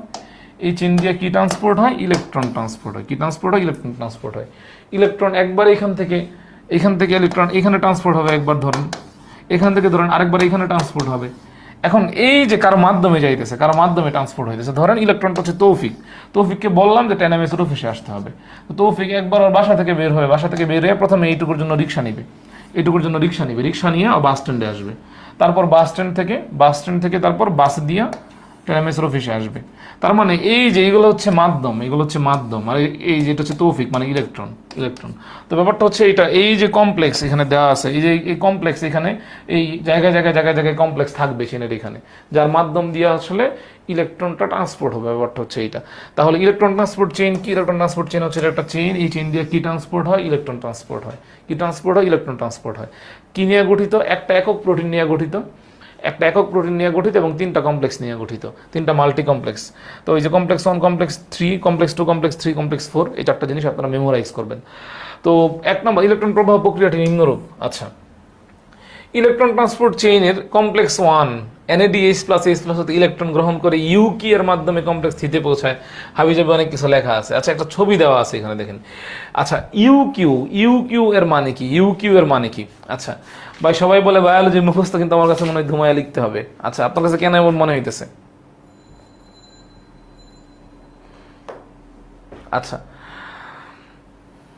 দেখেন, এখানে অ্যাকচুয়ালি 2টা ইলেকট্রন শাটল থাকবে। ধরেন এটা হচ্ছে মাইটোকন্ড্রিয়া যদি আমরা ধরি, কারণ এই যে এখানে একটা পর্দা আছে, এখানে আরেকটা পর্দা আছে, ঠিক আছে, আরেকটা পর্দা আছে। তাহলে একটা মাইটোকন্ড্রিয়ার বাইরের দিকের পর্দা, একটা মাইটোকন্ড্রিয়ার ভিতরের দিকের পর্দা, ব্যাপারটা এমন। তো মাইটোকন্ড্রিয়ার বাইরের মেমব্রেন, এই যে দেখেন এখানে ইউকিউ আছে না, ইউকিউ আছে না, ইউকিউ মানে হচ্ছে ইউবি কুইনুন। ইউকিউ মানে কি? ইউবি কুইনুন, ঠিক আছে, ইউবি কুইনুন। আচ্ছা, আপনারা মনে করে দেখেন যখন আমরা শালুক সংশ্লেষণ পড়ছিলাম, কি পড়ছিলাম? শালুক সংশ্লেষণ পড়ছিলাম। সেই শালুক সংশ্লেষণের মধ্যে আমরা কিছু এরকম টার্ম পড়ছিলাম, সাইটোক্রোম, তারপরে কি পড়ছিলাম মনে করে দেখেন, প্লাস্টোকুইনন। মনে করে দেখেন এই শব্দগুলো মনে পড়তেছে কিনা? সাইটোক্রোম, প্লাস্টোকুইনন, ইউকিউ মানে হচ্ছে ইউবি কুইনুন, ঠিক আছে। তো এইগুলার কাজটা আসলে কি? এই সাইটোক্রোমটা ওইদিকে থাকবে, সাইটোক্রোম সিটা ওইদিকে থাকবে। আচ্ছা প্রীতম, আচ্ছা মনে আছে এইগুলা? আচ্ছা মনে আছে? মনে করে দেখেন মনে আছে কিনা আপনাদের?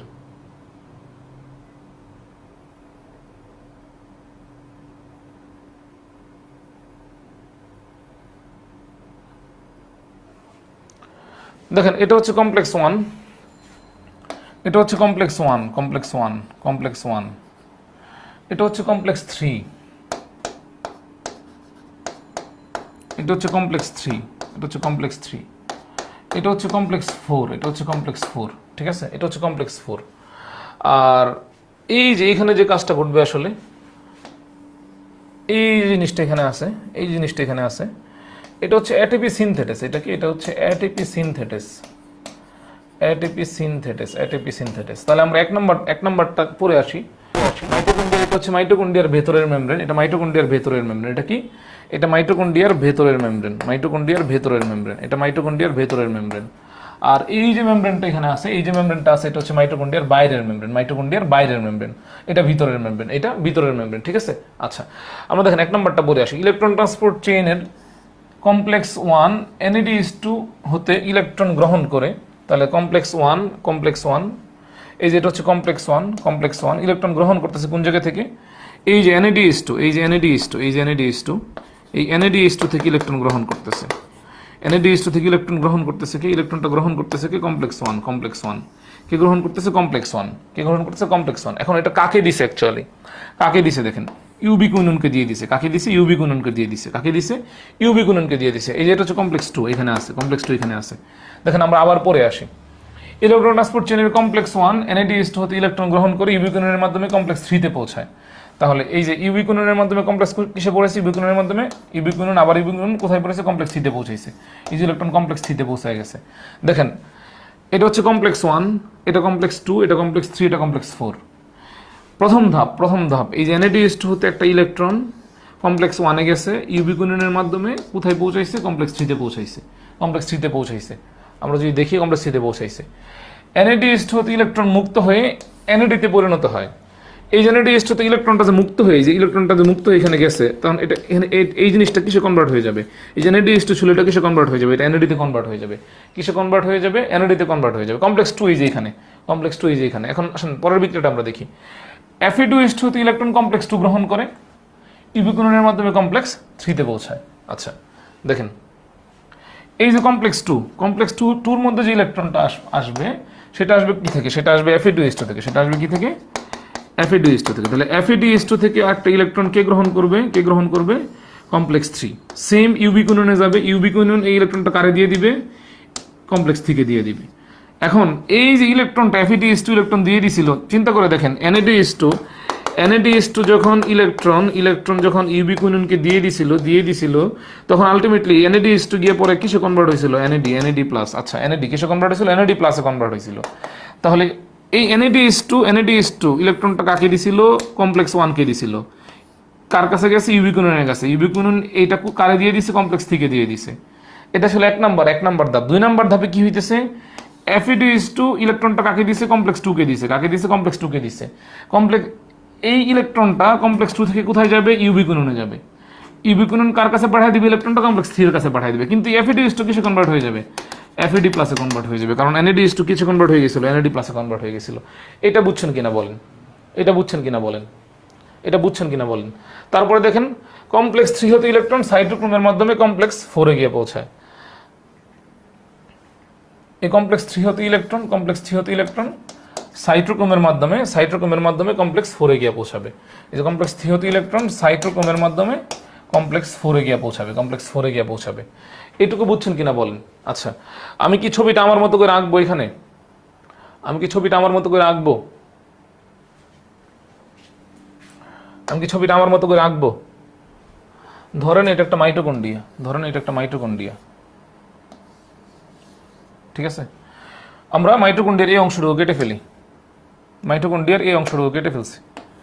এই অংশটুকু ধরেন কেটে ফেলছি। তাহলে এটা মাইটোকন্ড্রিয়ার কি, এটা মাইটোকন্ড্রিয়ার ম্যাট্রিক্স। আচ্ছা আমরা এই অংশ কাটি নাই, আমরা এই অংশটা কাটছি, একই হিসাব। এই যে এই অংশটা কেটে নিয়ে আসলে কিরকম হবে এটা দেখতে, এটা অন্য একটা কালার দিই, এটা এরকম দিই। আচ্ছা দেখতে এটা কিরকম হবে, দেখতে এই যে অংশটা আমরা কেটে ফেলছি, দেখতে এটা কিরকম হবে, এই যে এরকম। আর এই যে ভিতরের মেমব্রেনটা এই যে এরকম, ঠিক আছে। তাহলে এটা তো বাইরের মেমব্রেন, ঠিক আছে, বাইরের মেমব্রেন। আর এটা কিসের মেমব্রেন, এটা ভিতরের মেমব্রেন। ভিতরের মেমব্রেন। তাহলে এই যে বাইরের মেমব্রেন, ভিতরের মেমব্রেন, ভিতরের দিকে তরলের নাম কি, ম্যাট্রিক্স। তাহলে এখানে কি আছে, এখানে ম্যাট্রিক্স আছে ভিতরের দিকে। এখন এই যে ভিতরের মেমব্রেন, এখানে কিছু বিশেষ জিনিস থাকে, কি থাকে আমরা দেখি। এখানে কিছু কমপ্লেক্স আছে, কিছু কমপ্লেক্স আছে। ধরলাম এর নাম হচ্ছে 1, এর নাম হচ্ছে কমপ্লেক্স 1, এর নাম কি, এর নাম হচ্ছে কমপ্লেক্স 1। এই যে ছবির মতো আমরা যদি দেখি, এর নাম হচ্ছে কমপ্লেক্স 1। ইলেকট্রন ট্রান্সপোর্ট করার জন্য কিছু কমপ্লেক্স আছে, এর নাম হচ্ছে কমপ্লেক্স 1। ধরলাম এর নাম হচ্ছে কমপ্লেক্স 2, এর নাম হচ্ছে কমপ্লেক্স 2, ঠিক আছে। এর নাম হচ্ছে ধরলাম কমপ্লেক্স 3, এর নাম হচ্ছে ধরলাম কমপ্লেক্স 3। এর নাম হচ্ছে ধরলাম কমপ্লেক্স 4, কমপ্লেক্স 4। তো প্রথমে কি হয়, প্রথমে NADH2 থেকে ইলেকট্রন কার কাছে যায়, কমপ্লেক্স 1 এর কাছে যায়। কমপ্লেক্স 1 এর কাছে যায়। এই ইলেকট্রনটা কমপ্লেক্স 1 থেকে কে নেয়, ইউবিকুইনোন নেয়। ইউবিকুইনোন নিয়ে কোথায় যায়, এই ইলেকট্রনটা নিয়ে কোথায় যায়, কমপ্লেক্স 3 এর কাছে যায়। এই যে কমপ্লেক্স 3 এর কাছে গেল, তখন এই NADH2 কিসে কনভার্ট হয়ে যাবে, NAD+ এ কনভার্ট হয়ে যাবে। কনভার্ট হয়ে যাবে। 1 নম্বর ধাপ শেষ। 2 নম্বর ধাপ শুরু। সেম Fe2H2 থেকে একটা ইলেকট্রন কার কাছে যাবে, কমপ্লেক্স 2 এর কাছে যাবে। কার কাছে যাবে? কমপ্লেক্স 2 এর কাছে যাবে। এই ইলেকট্রনটা কমপ্লেক্স 2 এর কাছ থেকে কে কালেক্ট করবে? এই ইউবিকুইনোনই কালেক্ট করবে। কে কালেক্ট করবে? ইউবিকুইনোনই কালেক্ট করবে। কার কাছে পাঠাবে? কমপ্লেক্স 3 এর কাছে পাঠাবে। কার কাছে পাঠাবে? কমপ্লেক্স 3 এর কাছে পাঠাবে। তাহলে দেখেন ইলেকট্রন এভাবে চলে যাওয়ার পরে NADH2 কিসে কনভার্ট হয়ে গিয়েছিল? NAD প্লাসে কনভার্ট হয়ে গিয়েছিল। তাহলে সেম FADH2 কিসে কনভার্ট হয়ে যাবে? FAD প্লাসে কনভার্ট হয়ে যাবে। কিসে কনভার্ট হয়ে যাবে? FAD প্লাসে কনভার্ট হয়ে যাবে। তাহলে এখন ইলেকট্রন কার কাছে আছে? কমপ্লেক্স 3 এর কাছে আছে। ইলেকট্রন কার কাছে আছে? কমপ্লেক্স 3 এর কাছে আছে। এখন এই ইলেকট্রনটা কমপ্লেক্স 3 থেকে আসলে কার মাধ্যমে? সাইটোক্রোম C এর মাধ্যমে। কার মাধ্যমে? সাইটোক্রোম C এর মাধ্যমে কোথায় যাবে? কমপ্লেক্স 4 এ যাবে। সাইটোক্রোম C এর মাধ্যমে কোথায় যাবে?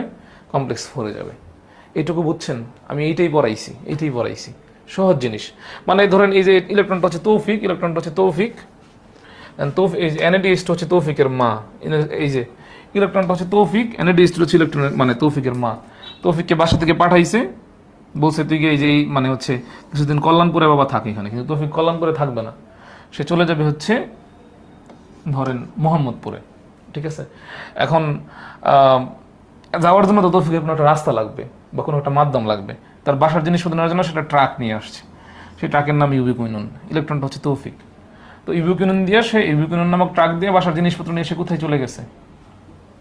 মোহাম্মদপুর চলে গেছে, কমপ্লেক্স 3 তে চলে গেছে। তৌফিকের মা এটা জানতে পেরে খুবই কষ্ট হয়েছে। NADH2 কিছু কনভার্ট হয়ে গেছে, NAD প্লাসে কনভার্ট হয়ে গেছে। সেম ধরেন আমার ক্ষেত্রে আমার মা আমারে বলছে হচ্ছে যে বাবা তুমি যে জায়গাতে আসো গাজীপুরের টঙ্গিতে ওইখানে থাকো। ঠিক আছে, তো আমার ইচ্ছে হয়েছে না আমি এখানে থাকবো না, আমিও চলে যাবো মোহাম্মদপুরে তৌফিকের সাথে। তাহলে সেম FADH2 হচ্ছে আমার মা, এখান থেকে আমি আসছি ইলেকট্রন। তৌফিককে বলছিল কল্যাণপুরে থাকতে, আমারে বলছিল যে গাজীপুরে কমপ্লেক্স 2 এর কাছে থাকতে, আমি এখানে থাকবো না। ঠিক আছে, আমি সেম একটা ট্রাক ভাড়া করছি, ট্রাকটা কি ইউবিকুইনোন, তৌফিকের মোহাম্মদপুরে চলে আসছি, কমপ্লেক্স 3 তে চলে আসছি, আমিও একটা ইলেকট্রন। ঠিক আছে, তাহলে আমার মা কষ্ট পেয়ে সেম FADH2 কিসে কনভার্ট হয়ে গেছে? FAD প্লাসে কনভার্ট হয়ে গেছে। আমরা দুইজনেই মানে ইলেকট্রনরা এখন কোথায় আছি? আমরা এখন কমপ্লেক্স 3 তে আছি। এখন আমরা এখানেও থাকবো না, আমাদের ইচ্ছা হয়েছে আমরা এখন একটু বড় লোক হইতে চাই, আমরা এখন একটু পশ লাইফ লিড করতে চাই, আমরা এখন হচ্ছে বাড়িধারা, তারপর হচ্ছে গুলশান, বনানী এইসব এরিয়াতে থাকতে চাই। তো আমরা এখন বনানীতে চলে আসবো। বনানীটা হচ্ছে কমপ্লেক্স 4। বনানীতে আসার জন্য তো ট্রাক দিয়ে আসলে হবে না। ঠিক আছে, সাইটোক্রোম C, পশ গাড়ি লাগবে, রেঞ্জ রোভার, ঠিক আছে, অর সামথিং লাইক দ্যাট। তো এই যে ইলেকট্রন এখন সাইটোক্রোম C দিয়ে চলে আসবে কমপ্লেক্স 4 এ, আইসা বনানীতে কমপ্লেক্স 4 এ পশ লাইফ লিড করবে। এখন এইটুকু বুঝছেন কিনা বলেন? আমি অনেক ইজিয়ার করলাম, বলেন বুঝছেন কিনা?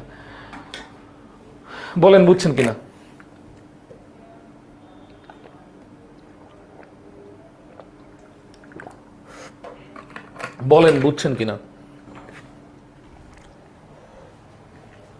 আচ্ছা দেখেন, এখন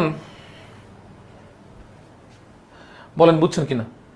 আচ্ছা, একটা জিনিস এটা মাথায় ঢুকায় রাখেন, অনেক পড়াইছি, বেশি পড়াইলে পর আবার কিছু মনে থাকবে না, এটা মাথায় রাখেন। ইটিসিতে কোনো এটিপি তৈরি হয় না, ইটিসিতে ইলেকট্রন ট্রান্সপোর্ট চেইনে কোনো এটিপি তৈরি হয় না, এটা মাথায় ঢুকেন। কমেন্ট করেন সবাই, এটা সবাই কমেন্টে লেখেন। ইটিসি যেভাবে আছে সেভাবে লেখেন, ইটিসিতে কোনো এটিপি তৈরি হয় না, এটা দেখেন। এখন শেষের, আচ্ছা, অক্সিডেটিভ ফসফোরাইলেশনে কি হয়? এটিপি তৈরি হয়। কি তৈরি হয়? এটিপি তৈরি হয়। অক্সিডেটিভ ফসফোরাইলেশনে কি তৈরি হয়? এটিপি তৈরি হয়। এই যে এইটুকু আপনার জানা লাগবেই, এটা ক নাম্বারে আসবে? और ख নাম্বারে আসবে, और এমসিকিউতে আসবে। ঠিক আছে, আসবেই, শিওর শট। অফ করে দেন তো। বা ইটিসির সামগ্রিক বিক্রিয়াটা বুঝাইন কামরুল ইসলাম, তাহলে কি বুঝাইলাম ভাই আমি এতক্ষণ? ইটিসির সামগ্রিক বিক্রিয়াটাই তো বুঝাইলাম, এটা শিওর শট। কামরুল ইসলাম দেখেন, আপনি কি মাত্র জয়েন দিয়েছেন নাকি শুরু থেকে ক্লাসে আসেন? এসিটা অফ করে দেন ভাই। আচ্ছা, কামরুল ইসলাম আমাকে একটু জানায়েন তো, আপনি কি ক্লাসে মাত্র জয়েন দিয়েছেন? আচ্ছা, ইলেকট্রন ট্রান্সপোর্ট চেনের মাধ্যমে যখন মানে ইলেকট্রনটা ট্রান্সপোর্ট হয়, এই যে তৌফিক ট্রান্সফার হইতেছে, আমি ট্রান্সফার হইতেছি। ঠিক আছে, ইলেকট্রন ট্রান্সপোর্ট চেনের মাধ্যমে যখন ইলেকট্রন ট্রান্সফার হয় বা যখন ইলেকট্রন স্থানান্তর হয়, ইলেকট্রন এখান থেকে এইভাবে আসতেছে, আসার সময় তখন নির্গত শক্তির সাহায্যে এডিপি এবং পিআই যুক্ত হয়ে এটিপি সৃষ্টি হয়। কি সৃষ্টি? এটিপি সৃষ্টি হয়। এডিপি প্লাস পিআই, ডি মানে হচ্ছে ডাই, এডিনোসিন ডাইফসফেট, দুইটা ফসফেট এখানে আছে পিআই। আই মানে হচ্ছে ইনঅর্গানিক ফসফেট, এটা হচ্ছে একটা অজৈব ফসফেট। তাহলে 2 আর 1 কত হলো 3। তাহলে এখানে কি তৈরি হবে? ATP, adenosine triphosphate.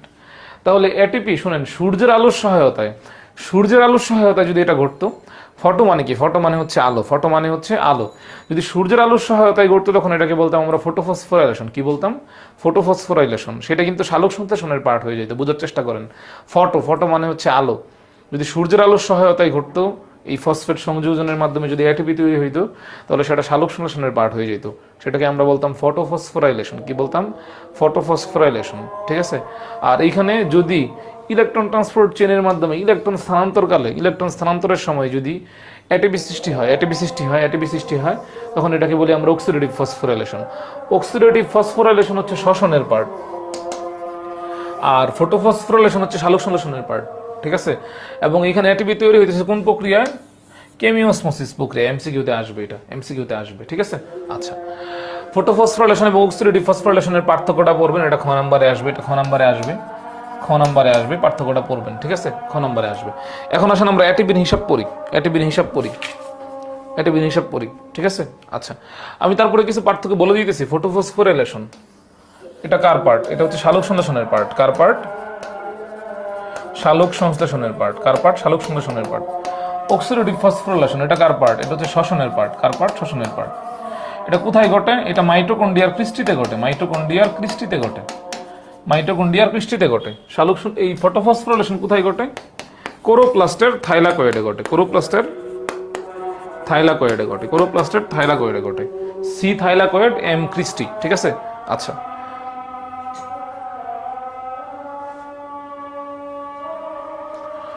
আজানের বিরতি।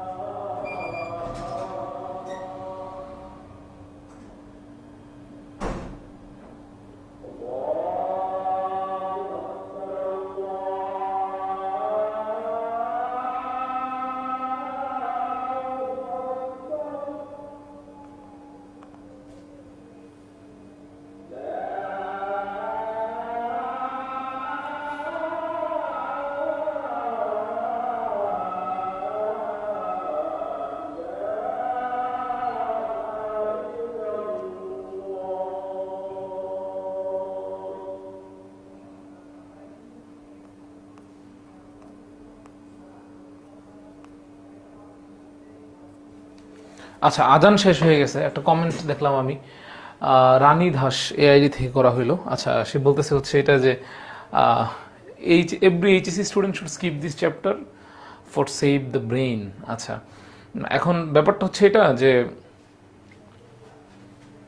উদ্ভিদ শারীরতত্ত্ব, কোষ রসায়ন, কোষের গঠন, এইগুলো অ্যাভয়েড করে আপনি বায়োলজিতে হচ্ছে মানে হয়তো পাশ করে যাবেন, A+ও পেয়ে যাবেন, but what the actual biology. যেমন আপনি যদি অর্গানিক কেমিস্ট্রি স্কিপ করতে চান, তাহলে হোয়াটস দ্য অ্যাকচুয়াল কেমিস্ট্রি। আপনি যদি ডিফারেন্সিয়েশন, লিমিট, ক্যালকুলাস স্কিপ করতে চান, তাহলে হোয়াটস দ্য অ্যাকচুয়াল ম্যাথ।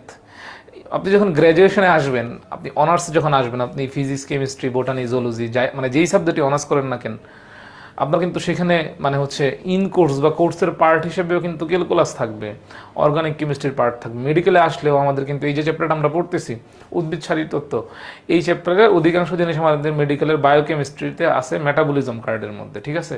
তো স্কিপ করে আসলে সামনে যাওয়া যাবে না। আমি আমার জায়গা থেকে চেষ্টা করছি ইজিলি এক্সপ্লেন করতে। এখন যাদের কাছে হচ্ছে কঠিন লাগতেছে, এই মানে আমি তো এই চ্যাপ্টারটা নিলাম এখানে, যাদের কাছে কঠিন লাগতেছে তারা যে কাজটা করছেন, একটা চ্যাপ্টার মানে একটা ক্লাস করছেন আর একটা ক্লাস করেন নাই, এই পার্টটা করছেন আরেকটা পার্ট করেন নাই, এরকম করছেন।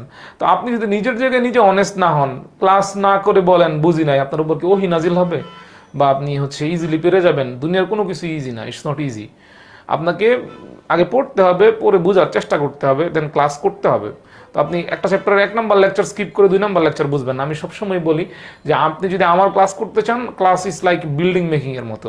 আমরা প্রথম ক্লাসে বা প্রথম দিককার ক্লাসে হচ্ছে মেইনলি আমরা বেসমেন্ট তৈরি করি বিল্ডিংয়ের, ঠিক আছে, বেসমেন্ট তৈরি করি। তো বেসমেন্টের পর আরেকটা ক্লাস নেই, একটা একতলা তৈরি হয়, আরেকটা ক্লাস নেই 2 তলা তৈরি হয়, আরেকটা ক্লাস নেই 3 তলা তৈরি হয়, আরেকটা ক্লাস নেই 4 তলা তৈরি হয়। এখন আপনি 3 নাম্বার ক্লাসে এসে জয়েন দিলেন, হুট করে কি আপনি একটা বিল্ডিং এর বেসমেন্টের দ্বারা 3 তলায় লাফ দিয়ে উঠতে পারবেন? পারবেন না। বা হচ্ছে আপনি মানে 3 নাম্বার ক্লাস করছেন আবার 7 নাম্বার ক্লাসে জয়েন দিলেন, আপনি হুট করে কি 3 তলা থেকে 7 তলায় লাফ দিয়ে উঠতে পারবেন? উঠতে পারবেন না। দ্যাটস ওয়াই যদি ক্লাসে মাঝখান থেকে জয়েন দিয়ে লাভ নাই, আমার যেটা পরামর্শ, চ্যাপ্টারের একদম শুরুতে যান, আগে বেসমেন্ট ঠিক করেন, তারপর 1 তলায় ওঠেন, 2 তলায় ওঠেন, 3 তলায় ওঠেন। যেহেতু 12 নাম্বার ক্লাস হচ্ছে আজকে শেষ করব, 12 তলায় আসলে দেখবেন আপনার কাছে চ্যাপ্টার ইজিয়ার হয়ে গেছে। হুট করে মাঝখান দিয়ে ঢুকে আপনার কাছে এরকমই মনে হবে, মাথার উপর দিয়ে যায়, ডান দিয়ে যায়, বাম দিয়ে যায়, কিন্তু ভিতর দিয়ে যায় না। কিছু করার নাই, সরি টু সে, আপনাকে পড়তে হবে, পড়ার কোনো বিকল্প নেই, ঠিক আছে। মোটিভেশন বা হচ্ছে আমি এইরকম পড়াইছি, অমুক স্যার ওইরকম পড়াইছে, তো লাভ নাই। আলটিমেটলি আপনার নিজের পড়তে হবে। সব স্যারই তার জায়গা থেকে দেওয়ার চেষ্টা করে, কিন্তু the main fact is student কীভাবে নিতেছে, কতটুকু নিতে পারতেছে, দ্যাটস দ্য ইস্যু, ঠিক আছে। আচ্ছা আচ্ছা আচ্ছা, এই যে আরেকটা দুষ্টামি করলেন। এক ভদ্রলোক বলছে, I don't like biology but I love to read this chapter. I appreciate it, যে হচ্ছে ও বায়োলজি পড়তে পছন্দ করে না, কিন্তু হয়তো এই চ্যাপ্টারে কিছু একটা পাইছে, ও এটারে ট্রল করে লেগেছে, one day you will get Nobel on biology, ঠিক আছে। তো এই যে যারা এই ধরনের ট্রল করে, ওদের কাজটা হচ্ছে ট্রল করে যাওয়া পর্যন্তই। আমি ফ্রাঙ্কলি বলি, আমি যে বায়োলজি পড়াবো এটা আমি জীবনে কোনোদিন ভাবি নাই, ট্রাস্ট মি। আমি হচ্ছে ম্যাথ, ফিজিক্স, কেমিস্ট্রি এগুলো ভালো করতাম, ঠিক আছে। স্পেশালি কেমিস্ট্রি আমার পছন্দ ছিল অনেক, ঠিক আছে। আচ্ছা, তো আমি ডাক্তার হাসান ভাই নামে একজন ছিল, ডক্টর এম হাসান নামে একজন ভদ্রলোক ছিল। উনি খুলনা মেডিকেল থেকে এমবিবিএস কমপ্লিট করে ময়মনসিংহ মেডিকেল কলেজ থেকে ইন্টার্নশিপ কমপ্লিট করছে। তো ডক্টর হাসান ভাইয়ের সাথে আমার যেদিন প্রথম দেখা হয়, উনি আর আমার college same college. Doctor Hasan ভাই হচ্ছে CPSCM cantonment public school and college, Mymensingh cantonment, ওই কলেজের স্টুডেন্ট ছিল। ওনার দেশের বাড়ি হচ্ছে জামালপুর। তো হাসান ভাইয়ের সাথে আমার যেদিন প্রথম দেখা হয়, উনি আমার 15 মিনিট বায়োলজি পড়াইছিল। সেই 15 মিনিট বায়োলজি পড়ানোর ফলে আমি আজকে মেডিকেলে পড়াশোনা করি, আমি আজকে বায়োলজির টিচার, আমি 10 মিনিট স্কুলে পড়াইতেছি, এর বাইরে অনেক জায়গায় পড়াইতেছি। মোট কথা হচ্ছে এটা, এর পিছনে হোল ক্রেডিট মানে আমি যে বায়োলজি পড়াইতেছি, the whole credit goes to doctor M Hasan ভাই। উনি আমার 15 মিনিট বায়োলজি পড়াইছিল, এবং I am till my death I am grateful to him এই 15 মিনিটের জন্য। এই 15 মিনিটে উনি আমার মানে হচ্ছে লাইফের মানে থট প্রসেস, মানে হচ্ছে ফিউচারের আমি কোন দিকে কি করবো না করবো, মানে এই 15 মিনিট উনি সবকিছু চেঞ্জ করে দিছে। তো লাইফে কখন কি হয় না হয় এটা আমরা কিন্তু কেউ বলতে পারি না, ঠিক আছে। তো এই যে ওই বলতেছে হচ্ছে বায়োলজি পছন্দ করে না, কিন্তু এই চ্যাপ্টার ওর রিডিং পড়তে ভালো লাগে। এমনও তো হইতে পারে যে এই চ্যাপ্টার যে ওর রিডিং পড়তে ভালো লাগতেছে, এই চ্যাপ্টারের থট প্রসেস বা এই চ্যাপ্টারের থিঙ্কিং ওর কাছে এতই পছন্দ হইতেছে, সে অন্যান্য চ্যাপ্টারগুলো এই স্পিরিট নিয়ে পড়লো সেম, এবং সে বায়োলজিক্যাল সায়েন্সে ইন ফিউচারে বেটার কিছু করতেই পারে।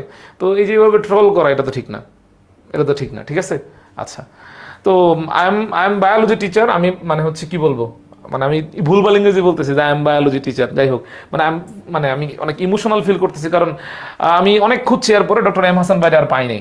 মানে ময়মনসিংহ বা ওনার জামালপুরে বা খুলনাতে অনেক খোঁজ লাগাইছি, সামহাও ওই ভদ্রলোক ফেসবুকে ইউজ করে না, ওনার ফোন নাম্বারগুলো মানে ডিজেবল, আমি ওনারা খুঁজে পাইনি। মানে 4-5 বছর যাবত ওনার সাথে আমার কোনো যোগাযোগ নাই, দেখা সাক্ষাৎ হয় না। বাট এই যে আমি এখানে দাঁড়ায় আছি এখানে এজ এ বায়োলজি টিচার, এর পিছনে মানে হচ্ছে ডক্টর এম হাসান ভাই দায়ী, ঠিক আছে। Whole credit goes to him. দেখেন, আমরা পড়াশোনায় ফেরত আসি আবার। আজকে আমরা মেইনলি হচ্ছে এই মুহূর্তে এটিপির যে হিসাবটা, এটিপির হিসাবটা পড়বো। এটা সিকিউতে আসবে, এটা সিকিউ এর ঘ নাম্বারে আসবে, এটা সিকিউ এর ঘ নাম্বারে আসবে, সিকিউ এর ঘ নাম্বারে আসবে। তো দেখেন আমরা দেখি গ্লাইকোলাইসিসে, গ্লাইকোলাইসিসে এই এটা কি হইল, গ্লাইকোলাইসিসে এখানে কি হইতেছে? আচ্ছা, গ্লাইকোলাইসিস এখানে দুইটা এটিপি তৈরি হইতেছে, দুইটা NADH2, যা সাইটোপ্লাজম থেকে মাইটোকন্ড্রিয়াল ম্যাট্রিক্সে প্রবেশ করলে একটা এটিপি হারিয়ে FADH2 পরিণত, অনেক কিছু লেখা আছে। পাইরুভিক অ্যাসিডের অক্সিডেশন, এখানে কি লেখা আছে? দুইটা NADH2। আচ্ছা, ক্রেবস চক্রতে লেখা আছে দুইটা NADH2, দুইটা FADH2, দুইটা এটিপি। আচ্ছা, এখন আমরা এখানে ইলেকট্রন ট্রান্সপোর্ট চেইনে বা ইটিসিতে আসলে কোনো এটিপি তৈরি হয় না, এখানে ক্রস দিয়ে রাখলাম। আসেন আমরা এখান থেকে হিসাবটা আসলে করি, ক্রেবস চক্রের হিসাবটা এখান থেকে করি। তার আগে কিছু ক্যালকুলেশন আমাদের জানা লাগবে। একটা NADH2 সমান তিনটা এটিপি। কমেন্টে লেখেন একটা NADH2 সমান কি? একটা NADH2 সমান কি? তিনটা এটিপি। মেহেদি হাসান ভাই, আল্লাহ চাইছে তাই এরকম হয়েছে। Obviously Allah is the best planner. আমাদের জীবন আমরা অনেক সময় একটা জিনিস না পাইলে ভাবি যে হচ্ছে এটা কেন পাইলাম না, খুব কষ্ট হয় আমাদের, ঠিক আছে? এটা কেন হইলো না আমার লাইফে, মানে লাইফে কোনো মানুষ যদি আমরা এক্সপেক্ট করি তারা যদি না পাই, লাইফে কোনো একটা সাকসেস বা লাইফে কোনো একটা মানে অ্যাচিভমেন্ট আমরা হয়তো মানে এক্সপেক্ট করি, যদি না পাই তখন আমাদের মধ্যে খুব খারাপ লাগা থাকে, ঠিক আছে? তো একটা জিনিস মনে রাখবেন, যা কল্যাণকর আমাদের জন্য সৃষ্টিকর্তা তাই আমাদের জীবনে রাখে, আর যা আমাদের জন্য অকল্যাণকর তা হয়তো আমাদের জীবন থেকে সরায় দেয়। এবং ধরেন আপনি একটা জিনিস আপনার জীবন থেকে চলে গেছে, বা আপনি একটা জিনিস চাইছেন কিন্তু পান নাই, এনিথিং যে কোনো কিছু হইতে পারে। তো আপনি ধরেন এটার জন্য একটা কষ্ট পাইছেন, আপনি ধরেন 2 বছর কষ্টে আছেন, এমন হইতে পারতো এই জিনিসটা পেয়ে গেলে আপনার 20 বছর কষ্টে কাটতো, সেই 20 বছরের কাফারা 2 বছরের উপর দিয়ে চলে গেছে। তো আল্লাহ ইজ দ্য বেস্ট প্ল্যানার। তো এইগুলো নিয়ে হতাশ হয়ে কোনো লাভ নাই। দেখেন একটা NADH2 সমান কি? একটা NADH2 সমান তিনটা এটিপি। কয়টা এটিপি? তিনটা এটিপি। আর একটা FADH2 সমান হচ্ছে দুইটা এটিপি। একটা FADH2 সমান হচ্ছে দুইটা এটিপি। কমেন্ট করেন। তাহলে ক্রেবস চক্র দেখেন, ক্রেবস চক্রে দুইটা NADH2, কয়টা NADH2 আছে? সরি, দুইটা NADH2 আছে। কয়টা NADH2 আছে? দুইটা NADH2 আছে। তাহলে একটা NADH2 সমান যদি তিনটা এটিপি হয়, দুইটা NADH2 সমান কয়টা এটিপি?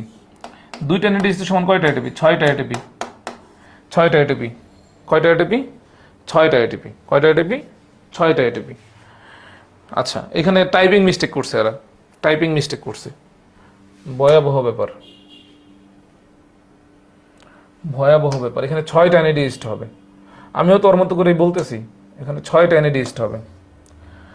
ছয়টা NADH2 হবে। একটা NADH2 সমান তিনটা এটিপি। তাহলে 6টা NADH2 সমান কয়টা এটিপি? 3 6 কতটা? 3 6 কত বলেন তো? 3 6 কত? 3 6 কত? 3 6 হচ্ছে 18। 3 6 হচ্ছে 18। তাহলে কতটা এটিপি? 18টা এটিপি। কতটা এটিপি? 18টা এটিপি। কয়টা এটিপি? 18টা এটিপি। বোঝার চেষ্টা করেন, ক্রেবস চক্রতে এখানে 6টা NADH2 উৎপন্ন হয়। কয়টা NADH2 উৎপন্ন হয়? 6টা NADH2 উৎপন্ন হয়। একটা NADH2 সমান কয়টা এটিপি? তিনটা। রানী দাস, তাসফিয়া, ইমন, একটা NADH2 সমান কয়টা এটিপি? তিনটা এটিপি। তাহলে 6টা NADH2 সমান 3 6 কত? 18টা এটিপি। কয়টা? 18টা এটিপি। দুইটা FADH2 উৎপন্ন হয়। কয়টা FADH2 উৎপন্ন হয়? দুইটা FADH2 উৎপন্ন হয়। একটা FADH2 সমান কয়টা এটিপি? দুইটা এটিপি। দুইটা FADH2 সমান 2 দুগুণে কত? 4টা এটিপি। কয়টা এটিপি? 4টা এটিপি। আচ্ছা, তারপর এখানে কত আছে? দুইটা এটিপি আগে থেকে আছে। তাহলে মানে হিসাব করেন, এই ক্রেবস চক্রের হিসাবটা করেন। 18 আর 4 22, 22 আর 2 হচ্ছে 24। তাহলে ক্রেবস চক্রে মোট কয়টা এটিপি উৎপন্ন হইতেছে? 24টা এটিপি। কয়টা এটিপি উৎপন্ন হইতেছে ক্রেবস চক্রে? 24টা এটিপি উৎপন্ন হইতেছে। ক্রেবস চক্রে মোট কয়টা এটিপি উৎপন্ন হলো? 24টা। কয়টা? আচ্ছা, হ্যাঁ, তাইজুল ইসলাম সাগর, থ্যাংক ইউ। অনেক আগেই বলছিলাম, আমি খেয়াল করি নাই। থ্যাংক ইউ তাইজুল, পরে তো আমি ঠিক করলাম, থ্যাংক ইউ। আচ্ছা, তাহলে ক্রেবস চক্রে কয়টা এটিপি উৎপন্ন হইলো? 24টা এটিপি। কয়টা এটিপি উৎপন্ন হইলো? 24টা এটিপি উৎপন্ন হইলো। কয়টা? 24টা। কয়টা? 24টা। তাহলে দেখেন, বুঝার চেষ্টা করেন। এই গ্লাইকোলাইসিসে দুইটা NADH2 উৎপন্ন হয়েছে। কয়টা NADH2? দুইটা NADH2। একটা NADH2 সমান কয়টা এটিপি? তিনটা। একটা NADH2 সমান কয়টা এটিপি? তিনটা। তাহলে দুইটা NADH2 সমান কয়টা এটিপি? দুইটা NADH2 সমান কয়টা এটিপি? দুইটা NADH2 সমান হচ্ছে 3 দুগুণে 6, 6টা এটিপি। 3 দুগুণে 6, 6টা এটিপি। আর এখানে দুইটা এটিপি আগে থেকে আছে। তাহলে 6 আর 2 কত হইলো? 6 আর 2 কত হইলো? 8টা এটিপি। কয়টা? 8টা এটিপি। তাহলে এটা হচ্ছে গ্লাইকোলাইসিসের হিসাব। কার হিসাব? গ্লাইকোলাইসিসের হিসাব। আচ্ছা, এখন দেখেন pyruvic acid, pyruvic acid, pyruvic acid, pyruvic অ্যাসিডের অক্সিডেশনে, পাইরুভিক অ্যাসিডের অক্সিডেশনে এখানে এনএডিএইচ2 আছে কয়টা? দুইটা। এনএডিএইচ2 আছে কয়টা? দুইটা। এনএডিএইচ2 কয়টা আছে? এনএডিএইচ2 কয়টা আছে বলেন তো? এনএডিএইচ2 কয়টা আছে? দুইটা, দুইটা।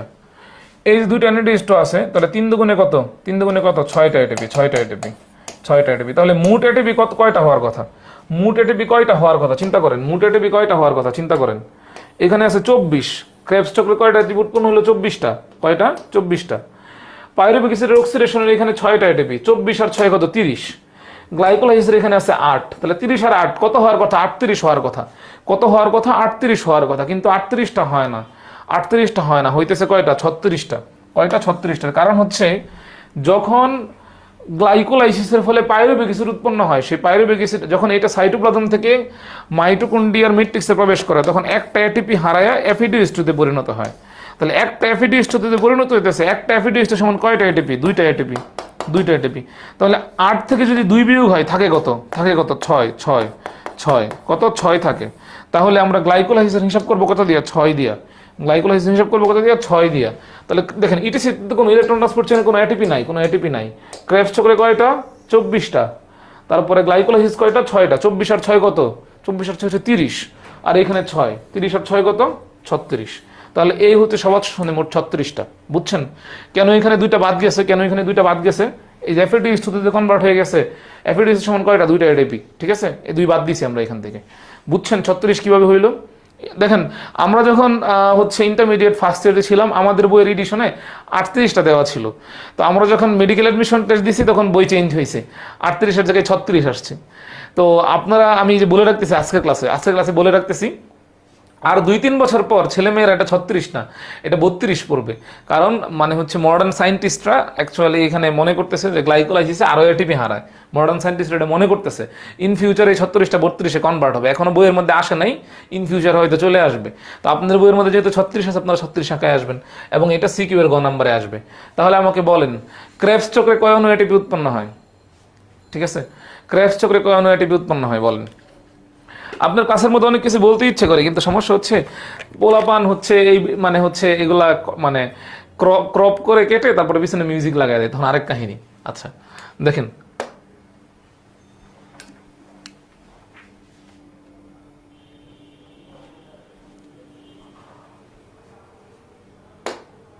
আচ্ছা বুঝছেন কিনা বলেন?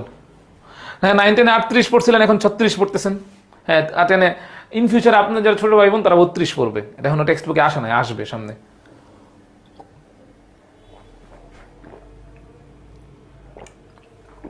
শিহাব বলতেছে মাত্র 71। তো 71 জন ক্লাস করতেছে, মানে হচ্ছে কি, মানে আমার ক্লাসের মান খারাপ হয়ে যাচ্ছে এই কারণে 71 জন করতেছে। ব্যাপারটা এই জানা, ব্যাপারটা হচ্ছে এইটা, এই পড়া 71 জনের বেশি নিতে পারতেছে না। ঠিক আছে, পড়ার ধরন এসি থাকুক, অসুবিধা নেই। আচ্ছা 24, ভেরি গুড 24। তাহলে একক ধাপ হিসাবে কোন ধাপে শক্তি সবচেয়ে বেশি উৎপন্ন হইতেছে বলেন তো? ক্রেবস চক্রে। একক ধাপ হিসাবে সবচেয়ে বেশি শক্তি কোথায় উৎপন্ন হইতেছে? ক্রেবস চক্রে। 24 এটিপি, 24 এটিপি, এটা মাথায় রাখতে হবে, পরীক্ষা আসবেই, পরীক্ষা আসবেই। আমরা তাহলে সামনের দিকে আগাই। উল্লেখ্য যে 1 মোল গ্লুকোজকে পোড়ালে 686 কিলোক্যালোরি শক্তি বের হয়। কিন্তু বায়োলজিক্যাল সিস্টেমে কার্যকরী শক্তি পাওয়া যায় কত? বায়োলজিক্যাল সিস্টেমে কার্যকরী শক্তি পাওয়া যায় হচ্ছে 380। তাহলে বাকি শক্তি কি হয়? বাকি শক্তি নষ্ট হয়ে যায়, বাকি শক্তি তাপ শক্তি হিসেবে নষ্ট হয়ে যায়। ধরেন 1 মোল গ্লুকোজকে যদি আমরা দহন করি, অক্সিডেশন করি বা বার্ন করি, তাহলে আমরা 686 কিলোক্যালোরি শক্তি পাই, 686 কিলোক্যালোরি শক্তি পাই। কিন্তু এখান থেকে আসলে কার্যকরী শক্তি, বায়োলজিক্যাল সিস্টেমে কার্যকরী শক্তি থাকে কত? কার্যকরী শক্তি থাকে মাত্র 380 কিলোক্যালোরি। 380 কিলোক্যালোরি হচ্ছে কার্যকরী শক্তি। বাকি যে পার্টটা আছে, বাকি পার্ট কি? বাকি পার্টটা হচ্ছে বিনষ্ট হয়ে যাইতেছে বিভিন্ন রাসায়নিক বিক্রিয়ায়। কি হয়? একটা এটিপি থেকে 10 কিলোক্যালোরি হিসাবে। তাহলে এটিপি মোট কয়টা? একটা এটিপি থেকে যদি 10 কিলোক্যালোরি হয়, চিন্তা করেন একটা এটিপি থেকে কত আসতেছে? 10 কিলোক্যালোরি। তাহলে এটিপি পাইছিলেন কয়টা? এখানে 36টা। কয়টা পাইছিলেন? 36টা। তাহলে 36টা 10 দিয়ে গুণ দেন, কত হয়? 360 কিলোক্যালোরি। ওই 38 থেকে 380। আগে কি পড়তেন? আগে পড়তেন হচ্ছে 300, 38টা এটিপি তাহলে এই যে এই কারণে কার্যকরী শক্তি কত ছিল 380 কিলো ক্যালোরি। তো এখন অ্যাকচুয়ালি তো আমরা জানলাম না আসলে এটা 380 না 360 হওয়ার কথা। কত? 360 হওয়ার কথা। যার ফলে কর্মদক্ষতা বা এফিসিয়েন্সি কত? এফিসিয়েন্সি হচ্ছে 55.4%, অনেকের মতো এটা 40%। এখন আমরা অবাধ শ্বসনে চলে আসছি। অবাধ শ্বসন মানে কি? এই প্রক্রিয়া মুক্ত অক্সিজেনের কোনো প্রয়োজন হবে না এবং অক্সিজেনের অনুপস্থিতিতে ঘটবে। এই যে গ্লুকোজ এনজাইমের সাথে জারিত হয়ে ইথানল উৎপন্ন হবে। কি উৎপন্ন হবে? ইথানল উৎপন্ন হবে, কার্বন ডাই অক্সাইড এবং সাথে 20 কিলো ক্যালোরি শক্তি তৈরি হবে। ঠিক আছে? অবাধ শ্বসন অ্যানারোবিক রেসপিরেশন, এ শব্দের মানে হচ্ছে না অক্সিজেন নাই, অক্সিজেনের প্রয়োজন হয় না। তাহলে অবাধ শ্বসন 2 পর্যায়ে সম্পন্ন হয়। কয়টা পর্যায়ে সম্পন্ন হয়? 2টা পর্যায়ে। গ্লাইকোলাইসিস আর পাইরুভিক অ্যাসিডের অসম্পূর্ণ জারণ। ঠিক আছে?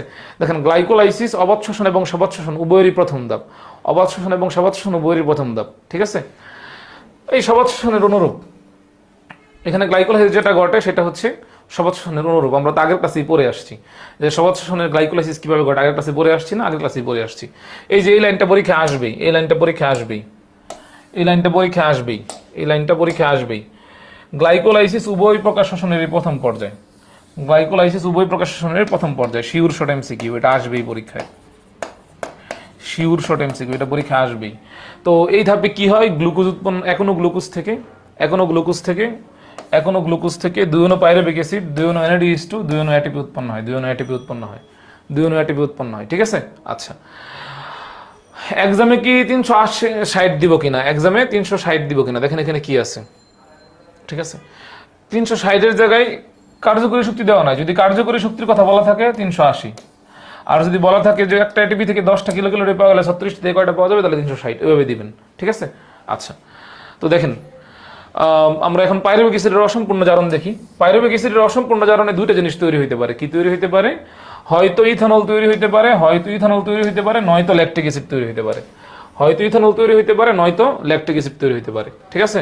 আচ্ছা, এখন দেখেন ইথানলের সাথে কিন্তু কার্বন ডাই অক্সাইড তৈরি হবে, কিন্তু ল্যাকটিক অ্যাসিডের সাথে কিন্তু কার্বন ডাই অক্সাইড তৈরি হবে না। এটা মাথায় রাখেন। কি বললাম? ইথানলের সাথে কিন্তু কার্বন ডাই অক্সাইড তৈরি হবে, কিন্তু ল্যাকটিক অ্যাসিডের সাথে কিন্তু কার্বন ডাই অক্সাইড তৈরি হবে না। সবাই কমেন্টে লেখেন, ইথানলের সাথে কার্বন ডাই অক্সাইড তৈরি হবে, ল্যাকটিক অ্যাসিডের সাথে তৈরি হয় না। এটা কমেন্টে লেখেন। লাইভ কি আটকে যাচ্ছে? এটা কমেন্টে লেখেন। ইথানলের সাথে মানে কার্বন ডাই অক্সাইড তৈরি হবে, কিন্তু ল্যাকটিক অ্যাসিডের সাথে কার্বন ডাই অক্সাইড তৈরি হবে না। এটা মাথায় রাখেন। পাইরুভিক অ্যাসিডের অসম্পূর্ণ জারণে হয়তো ইথানল তৈরি হবে, নয়তো ল্যাকটিক অ্যাসিড তৈরি হবে। ইথানলের সাথে কার্বন ডাই অক্সাইড তৈরি হবে, কিন্তু ল্যাকটিক অ্যাসিডের সাথে কার্বন ডাই অক্সাইড তৈরি হবে না। আচ্ছা, এখন এখানে কিভাবে ঘটে আসলে আমি বলি। এই অ্যালকোহলিক ফার্মেন্টেশন তথা ইথানল সৃষ্টি, এটা 2 ধাপে সম্পন্ন হয়। প্রথম ধাপে কার্বক্সিলিজ এনজাইমের সহায়তায়। আচ্ছা, আমরা আসেন একটু দেখি, চেষ্টা করি। পাইরুভিক অ্যাসিডের সংকেতটা কি ছিল? CH3। আচ্ছা, very good Nusrat Nishat. Ethanol বা ল্যাকটিক অ্যাসিড ব্যাপারটা এমন না। ইথানলের সাথে কার্বন ডাই অক্সাইড তৈরি হবে, ল্যাকটিক অ্যাসিডের সাথে কার্বন ডাই অক্সাইড তৈরি হবে না। এভাবে লেখেন। আপনি দেখবেন আপনার পরীক্ষার মধ্যে এটা দিয়ে পেঁচাবে এমসিকিউ, মেডিকেল ভর্তি পরীক্ষায়। যা করতে বলছি তা করবেন, কোথাও না কোথাও কাজে দিবে, তখন মনে পড়বে আমার কথা যে আমি বলছিলাম। ঠিক আছে? ভেরি গুড তাইজুল ইসলাম সাগর, ভেরি গুড। যা করতে বলছি করবেন। ঠিক আছে? আচ্ছা, CH3 CuOH pyruvic acid.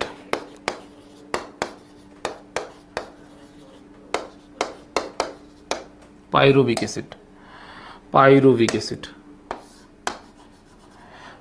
Acid. আচ্ছা, এই পাইরুভিক অ্যাসিড চিন্তা করেন, আমরা যদি এখান থেকে একটা কার্বন ডাই অক্সাইড বের করে দিই,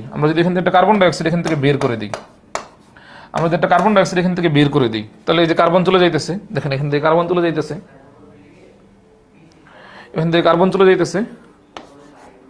অক্সিজেন চলে যাইতেছে, তাহলে থাকে কি? CH3 আর কি থাকে? কার্বন, অক্সিজেন আর হাইড্রোজেন। ঠিক আছে? আচ্ছা, বা এটাকে আমরা চাইলে CHO লিখতে পারি। কি লিখতে পারি? CHO লিখতে পারি। কি লিখতে পারি? CHO। তো CHO কার মূলক? অ্যালডিহাইডের মূলক। তাহলে এটার নাম হচ্ছে এসিটালডিহাইড। এটার নাম কি? এসিটালডিহাইড। তাহলে অ্যাকচুয়ালি কি হয়? প্রথমে পাইরুভিক অ্যাসিডের মধ্যে কোন এনজাইম কাজ করে? কার্বন ডাই অক্সাইড আমরা বের করে দিতেছি। তাহলে কার্বন ডাই অক্সাইড বের করে দেওয়ার জন্য কোন এনজাইম লাগে? কার্বক্সিলেজ লাগে। কোন এনজাইম লাগে? কার্বক্সিলেজ এনজাইম লাগে। কোন এনজাইম লাগে? Carboxylase enzyme. কোন এনজাইম? অ্যালকোহল। আচ্ছা, কোন এনজাইম লাগে এখানে? Carboxylase enzyme. Carboxylase carboxylase carboxylase carboxylase enzyme. Carboxylase enzyme. এখন এসিটালডিহাইড, এখন এসিটালডিহাইড থেকে আমাদের তৈরি হবে হচ্ছে ইথানল। কি তৈরি হবে? ইথানল। কি তৈরি হবে? ইথানল তৈরি হবে। ইথানল তৈরি হবে C2H5OH। C2H5OH। এখানে কোন এনজাইম লাগবে? Alcohol dehydrogenase. Alcohol dehydrogenase. Alcohol dehydrogenase enzyme. Dehydrogenase enzyme. Dehydrogenase enzyme. ঠিক আছে? আচ্ছা, তো এটা ইস্ট আর ব্যাকটেরিয়াতে এই প্রক্রিয়াটা ঘটে। ইস্ট আর ব্যাকটেরিয়াতে এই প্রক্রিয়াটা ঘটে। শুধু এইটুকু জেনে রাখেন, এইটুকু জেনে রাখেন। আচ্ছা, এখন এই ল্যাকটিক অ্যাসিড সৃষ্টি কিভাবে হবে? ল্যাকটিক অ্যাসিড সৃষ্টি কিভাবে হবে? আচ্ছা, ল্যাকটিক অ্যাসিড সৃষ্টি কিভাবে হবে? তার আগে একটা জিনিস জেনে রাখা দরকার। তার আগে একটা জিনিস এখানে জেনে রাখা দরকার, সেটা হচ্ছে এটা অবচ্ছনে কোনো গ্লুকোজ ভেঙে 2 অণু ইথাইল অ্যালকোহল 2 অণু কার্বন ডাইঅক্সাইড উৎপন্ন হয়। অবচ্ছনে কোনো গ্লুকোজ ভেঙে 2 অণু, আচ্ছা এটা তো এখানে আছে, এটা তো এখানে আছে অ্যাকচুয়ালি। এই যে কোনো গ্লুকোজ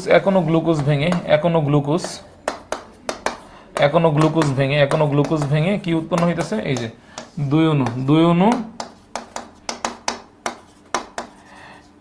ইথাইল অ্যালকোহল বা ইথানল। ইথাইল অ্যালকোহল और इथानल और 2 অণু কার্বন ডাইঅক্সাইড। কিন্তু ল্যাকটিক অ্যাসিডের সাথে কিন্তু কার্বন ডাইঅক্সাইড তৈরি হইতেছে না।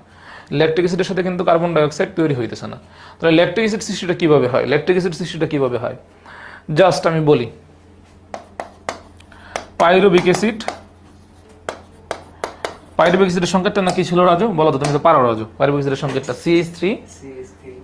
CH3, তারপর বলো COOH।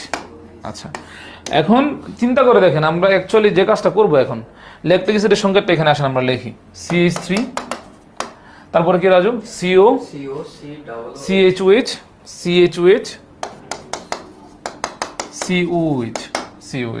তো এটা হচ্ছে ল্যাকটিক অ্যাসিড। এটা কিসের সংকেত? ল্যাকটিক অ্যাসিডের সংকেত। কিসের সংকেত? ল্যাকটিক অ্যাসিডের সংকেত। তো পাইরুভিক অ্যাসিড থেকে ল্যাকটিক অ্যাসিড বানাইতে গেলে দেখেন, আমরা যখন এইখানে এসিটালডিহাইড থেকে যখন আমরা ইথানল বা ইথাইল অ্যালকোহল বানাইছিলাম, অ্যালকোহল ডিহাইড্রোজেনেজ লাগছিল। তাহলে সেম এখানে আমাদের পাইরুভিক অ্যাসিড থেকে যখন আমরা ল্যাকটিক অ্যাসিড বানাবো, আমাদের কি লাগবে? ল্যাকটিক অ্যাসিড ডিহাইড্রোজেনেজ লাগবে। কি লাগবে? ল্যাকটিক অ্যাসিড ডিহাইড্রোজেনেজ এনজাইম লাগবে। ঠিক আছে? আচ্ছা, তো আমি বলি এই জিনিসটা কোথায় ঘটে আসলে? আমাদের যে পেশি বা মাসল আছে না, আমাদের পেশি বা মাসল অত্যধিক পরিমাণে এখানে কতিপয় ব্যাকটেরিয়া প্রাণীতে বিশেষ করে পেশি ল্যাকটিক অ্যাসিড অত্যধিক মাত্রায় উৎপন্ন হয়। আচ্ছা দেখেন, বোঝার চেষ্টা করেন, আমি বলি আমাদের অনেক সময় আপনি হুট করে যখন ক্রিকেট খেলতে নামেন, ফুটবল খেলতে নামেন, অনেক দৌড়াইলে এই যে হাতে পায়ের মাসলে ব্যথা হয়, তাই না? কেন হয়? এখানে ল্যাকটিক অ্যাসিডের একটা প্রভাব আছে। আর তাহলে চিন্তা করেন, আমরা হুট করে আমরা অনেকদিন পরিশ্রম করি নাই, মাসল এইভাবে আছে ঠিকঠাক মতো, অনেকদিন করে দৌড়াইতে গেছি, কাজ করতে গেছি, ব্যথা হইতেছে, মনে হইতেছে এই মাসলের এখানে ল্যাকটিক অ্যাসিড জমছে, এই কারণে ব্যথা হইতেছে, মনে হইতেছে এরকম। তাহলে হার্টও তো এরকম সারা জীবন ভরাই বিট করতেছে, পাম্প করতেছে, সংকোচন করতেছে, প্রসারণ করতেছে, এরকম করতেছে। তাহলে হার্টের এখানে যে ল্যাকটিক অ্যাসিড জমা হইতেছে, তাহলে হার্টের এখানে কি ব্যথা হওয়ার কথা না? কেন হয় না? কারণ হার্ট মেইনলি এই ল্যাকটিক অ্যাসিডটাকে হার্ট মাসলের বা কার্ডিয়াক মাসলের পুষ্টি হিসেবে ইউজ করে ফেলে, ল্যাকটিক অ্যাসিড ওইখানে জমতে দেয় না। ঠিক আছে? এটা হৃৎপিণ্ড কেন অবসন্ন হয় না, এই ব্যাখ্যাতে খ নম্বরে জুলজি 4 নম্বর অধ্যায়ে আপনারা পড়বেন এটা। আচ্ছা, অবচ্ছনে কোনো গ্লুকোজ হতে 2 অণু ল্যাকটিক অ্যাসিড উৎপন্ন হয়, 2 অণু ল্যাকটিক অ্যাসিড উৎপন্ন হয়। আর কোনো গ্লুকোজ হতে 2 অণু ইথাইল অ্যালকোহল और ইথানল, সাথে কি থাকবে? কার্বন ডাইঅক্সাইড থাকবে। ইথাইল অ্যালকোহল ইথানলের সাথে কার্বন ডাইঅক্সাইড উৎপন্ন হবে, কিন্তু ল্যাকটিক অ্যাসিডের সাথে কার্বন ডাইঅক্সাইড উৎপন্ন হবে না। আচ্ছা, এখন আমরা মূলত যে জিনিসটা পড়বো সেটা হচ্ছে ফার্মেন্টেশন। কি পড়বো? ফার্মেন্টেশন বা গাজন। কি নিয়ে পড়বো? ফার্মেন্টেশন বা গাজন নিয়ে পড়বো। তো এইখানে ফার্মেন্টেশন সম্পর্কে একটা খ নাম্বার আসে, অক্সিজেনবিহীন শ্বসন। আচ্ছা, ফার্মেন্টেশন, অক্সিজেনবিহীন শ্বসন। এই ফার্মেন্টেশন সর্বপ্রথম ব্যাখ্যা দিয়েছে কি? এই যে একজন ভদ্রলোক লুই পাস্তুর। অ্যাকচুয়ালি মডার্ন সায়েন্সে, মাইক্রোবায়োলজিতে বিভিন্ন ধরনের অণুজীব, জীবাণু আবিষ্কারের ক্ষেত্রে, আপনারা কি আমাকে শুনতে পাচ্ছেন, দেখতে পাচ্ছেন? অণুজীব আবিষ্কারের ক্ষেত্রে এই লুই পাস্তুরের অনেক ভূমিকা আছে। লুই পাস্তুর ফার্মেন্টেশন প্রক্রিয়ার ব্যাখ্যা দিচ্ছে, এমসিকিউতে আসবে। আমি সহজ ভাষায় বলি এখানে কি ঘটে আসলে। যা ওই প্রাচীনকালে কিছু প্রাচীনতম ব্যাপার সেপার আছে, ওই বাত পচায়া মদ বানানোর একটা ব্যাপার আর কি, ঠিক আছে, দই তৈরির ব্যাপার, অ্যালকোহল তৈরি। প্রাচীনকালে অ্যালকোহল তৈরি করা হইতো এই ফার্মেন্টেশন বা গাজন প্রক্রিয়া। কিরকম ধরেন, ভাত রান্না করতে, অনেকগুলা ভাত রান্না করে তারপর মানে হচ্ছে মাটির পাত্রে সেই ভাত রেখে তারপর হচ্ছে ভালো করে সেই মাটির পাত্রের মুখটা বন্ধ করে কাঁথা দিয়ে বা খড় দিয়ে মুড়ায়া তারপর হচ্ছে এমন একটা জায়গায় রাখা, ঠিক আছে, যেখানে আসলে সূর্যের আলো পাওয়া যায় না বা বাতাস বা অক্সিজেন ঢুকে না। এটা গর্ত করে মাটির নিচে রাখে অনেকে, অনেকে হচ্ছে এই যে যেখানে হচ্ছে ওই যে অন্ধকার জায়গা আছে রুমের, ওইখানে রেখে দেয়, খাটের নিচে, খাটের চিপায় এখানে রেখে দেয়, যেখানে হচ্ছে আলটিমেটলি কি মানে সূর্যের আলো অক্সিজেন এগুলো কিচ্ছু পৌঁছায় না। তো সেই যে ভাত পৌঁছে আলটিমেটলি সেখান থেকে মদ তৈরি হয়, অ্যালকোহল তৈরি হয়, সেটা অস্বাস্থ্যকর এবং হচ্ছে স্বাস্থ্যের জন্য খুবই ক্ষতিকর, ঠিক আছে। আচ্ছা, তো এবং দই তৈরির ক্ষেত্রেও কিন্তু এরকম ফার্মেন্টেশন বা গাজন ঘটে। তো দেখেন, কোষের বাইরে অক্সিজেনের উপস্থিতিতে জাইমেজ এনজাইমের উপস্থিতিতে, কোন এনজাইমের উপস্থিতিতে? জাইমেজ এনজাইমের উপস্থিতিতে গ্লুকোজ অণু অসম্পূর্ণভাবে জারিত হয়ে ইথানল বা ল্যাকটিক অ্যাসিড তৈরি করে অল্প পরিমাণে শক্তি উৎপাদন করে, একই ফার্মেন্টেশন বলে।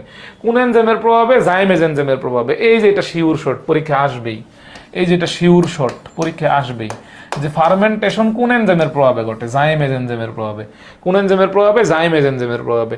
এই ফার্মেন্টেশন বা গাজনটা কোথায় ঘটে? এই ফার্মেন্টেশন না, দই ক্ষতিকর না, কিন্তু দই আসলে স্বাস্থ্যকরভাবে বানাইতে হবে। দেখেন, স্বাস্থ্যকরভাবে বানাইতে হবে। দেখেন, ব্যাকটেরিয়া ও এককোষী ইস্টে ফার্মেন্টেশন ঘটে। বিজ্ঞানের যে শাখায় ফার্মেন্টেশন সম্পর্কে আলোচনা করা হয় তাকে বলা হয় জাইমোলজি। কি বলা হয়? জাইমোলজি। এই প্রক্রিয়ায় অ্যালকোহল, মদ, পাউরুটি এগুলো বানানো হয়।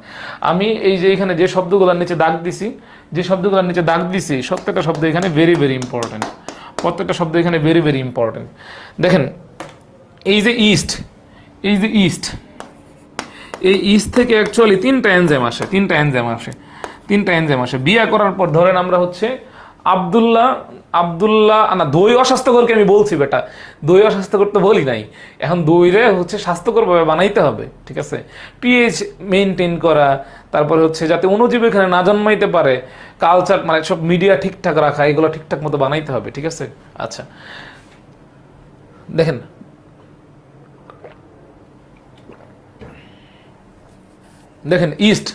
ইস্ট থেকে তিন যে এনজাইম আসে। আমরা যদি আব্দুল্লাহ তমন, কেউ যদি নাম কি তামান, আচ্ছা যাই হোক আমি জানি না, আব্দুল্লাহকে যদি বিয়ে করাই দিই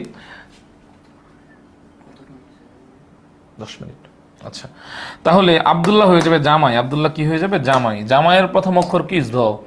এই যে জ থেকে হচ্ছে জাইমেস। মা থেকে হচ্ছে মল্টেস। এই যে ই থেকে হচ্ছে ইনভার্টেস। তাহলে ইস্ট নামক যে এককোষী ছত্রাকটা আছে, তো এই যে ইস্ট থেকে, আচ্ছা, এই ইস্ট থেকে তিনটা এনজাইম আসে। কি দিয়ে আমরা মনে রাখবো? জামাই দিয়ে মনে রাখবো। কি দিয়ে মনে রাখবো? জামাই দিয়া। জামাইয়ের যা থেকে জাইমেস, মা থেকে মল্টেস, আর ই থেকে হচ্ছে ইনভার্টেস।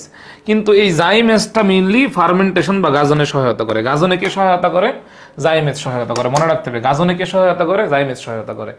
অনেকে কিন্তু ভুল করে মল্টেস বা ইনভার্টেস দিয়ে আসে, পুরো কিন্তু এমন হবে না, জাইমেস সহায়তা করে। মনে রাখতে হবে কে সহায়তা করে? জাইমেস সহায়তা করে।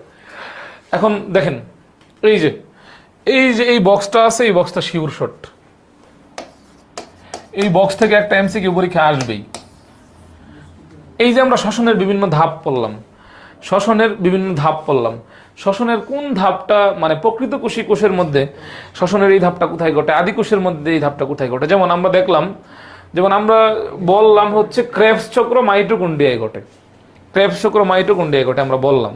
আচ্ছা, এখন আমাকে বলেন তো, আদি কোষে কি মাইটোকন্ড্রিয়া আছে? নাই। তাহলে ক্রেবস চক্র আদি কোষে কোথায় ঘটবে, বা আদি কোষে কি আদৌ ক্রেবস চক্র ঘটে কিনা? ঠিক আছে, আদি কোষে কি আদৌ ক্রেবস চক্র ঘটে কিনা? ঠিক আছে, আদি কোষে কি আদৌ ক্রেবস চক্র ঘটে কিনা? আমরা যে কিছুক্ষণ আগে পড়লাম এরকম ক্রেবস চক্র মাইটোকন্ড্রিয়ায় ঘটে, কিন্তু আদি কোষে তো শুধু রাইবোজোম আছে, অন্য কোনো অঙ্গাণু নাই। তাহলে আদি কোষের ক্ষেত্রে কি ঘটে, ব্যাপারটা বোঝার চেষ্টা করেন। তাহলে আমরা দেখি, আদি কোষের মধ্যে ধরলাম এটা একটা আদি কোষের সাইটোপ্লাজমের মধ্যে শুধু সাইটোপ্লাজম আছে আর রাইবোজোম আছে। তো শ্বসনের কোনো ব্যাপার তো রাইবোজোমে ঘটে না। তো আদি কোষের সাইটোপ্লাজমের মধ্যে গ্লাইকোলাইসিস ঘটবে, ফার্মেন্টেশন ঘটবে, ক্রেবস চক্র ঘটবে। আর আদিকোষ যেহেতু কোষ প্রাচীর কোষ ঝিল্লি এগুলো তো আছে, কোষ প্রাচীর কোষ ঝিল্লিতে আসে। কোষ ঝিল্লি বা প্লাজমা মেমব্রেনের যে ভিতরের তল বা ইনার সারফেস, সেইখানে ইলেকট্রন ট্রান্সপোর্ট চেইন ঘটে। তাহলে এটা হচ্ছে আদিকোষের ক্ষেত্রে। আর প্রকৃত কোষের ক্ষেত্রে মাইটোকন্ড্রিয়ার বাইরে আই মিন সাইটোপ্লাজমে কি ঘটে? গ্লাইকোলাইসিস ঘটে আর ফার্মেন্টেশন ঘটে। ফার্মেন্টেশন ঘটে। মাইটোকন্ড্রিয়ার ভেতরে আই মিন মাইটোকন্ড্রিয়ার ম্যাট্রিক্সে কি ঘটে? পাইরুভিক অ্যাসিডের অক্সিডেশন ঘটে এবং কি ঘটে? ক্রেবস চক্র ঘটে। আর মাইটোকন্ড্রিয়ার ইনার মেমব্রেনে ইলেকট্রন ট্রান্সপোর্ট চেইন ঘটে। মনে রাখতে হবে। এই ছক থেকে প্রশ্ন আসবে শিওর শট। আমরা চোখ বন্ধ করে বলে দিয়েছিলাম না ক্রেবস চক্র কোথায় ঘটে? মাইটোকন্ড্রিয়ায় ঘটে। কিন্তু আদিকোষের মধ্যে কি মাইটোকন্ড্রিয়া আছে? আদিকোষে তো মাইটোকন্ড্রিয়া নাই। তাহলে আদিকোষের ক্রেবস চক্র কোথায় ঘটে? তাহলে আদিকোষে মনে রাখতে হবে আদিকোষের মধ্যে শুধু সাইটোপ্লাজমটা আছে আর রাইবোজোমটা আছে। ঠিক আছে, সাইটোপ্লাজমের মধ্যে অঙ্গাণু নাই তেমন, পানি তো আছে, তরলটা আছে। সেই তরলের মধ্যে বা সাইটোপ্লাজমের মধ্যে গ্লাইকোলাইসিস, ফার্মেন্টেশন, ক্রেবস চক্র এই তিনটা ঘটে। আর প্লাজমা মেমব্রেনের ভিতরের তল তো আদিকোষের ক্ষেত্রে ভাই ছক আকারে ক্রেবস চক্র কিভাবে লিখবো? সেই ছকটাই লিখে দিবেন। ঠিক আছে, ছকটাই লিখে দিবেন। আচ্ছা, আর প্রকৃত কোষের ক্ষেত্রে তো পড়াইছি সবগুলাই। মাইটোকন্ড্রিয়ার বাইরে আই মিন সাইটোপ্লাজমে গ্লাইকোলাইসিস ঘটবে, ফার্মেন্টেশন ঘটবে। মাইটোকন্ড্রিয়ার ভেতরের ম্যাট্রিক্স বা ভিতরের তরলে পাইরুভিক অ্যাসিডের অক্সিডেশন ঘটবে এবং ক্রেবস চক্র ঘটবে। আর মাইটোকন্ড্রিয়ার ইনার মেমব্রেনে বা ভিতরের তলের মধ্যে কি ঘটবে? ইলেকট্রন ট্রান্সপোর্ট চেইন ঘটবে। সবাই ক্লিয়ার? এটা সবাই ক্লিয়ার কিনা আমাকে বলেন। সবাই ক্লিয়ার কিনা বলেন।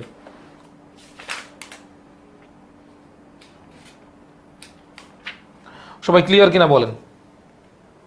সবাই ক্লিয়ার কিনা বলেন। এখন আমরা দেখব হচ্ছে শিল্পে অবাধ শোষণ বা ফার্মেন্টেশনের ব্যবহার। শিল্পে অবাধ শোষণ বা ফার্মেন্টেশনের ব্যবহার, অবাধ শোষণ বা ফার্মেন্টেশনের ব্যবহার বা শিল্পে শোষণের যে গুরুত্ব, এটা সিকিউ এর ঘ নম্বরে আসবে। এটা সিকিউ এর ঘ নম্বরে আসবে। এটা সিকিউ অবাধ শোষণ বা ফার্মেন্টেশনের গুরুত্ব, এটা সিকিউ এর ঘ নম্বরে আসবে। আচ্ছা, এটা সিকিউ এর ঘ নম্বরে আসবে। প্রথম যেটা সেটা হচ্ছে বেকারি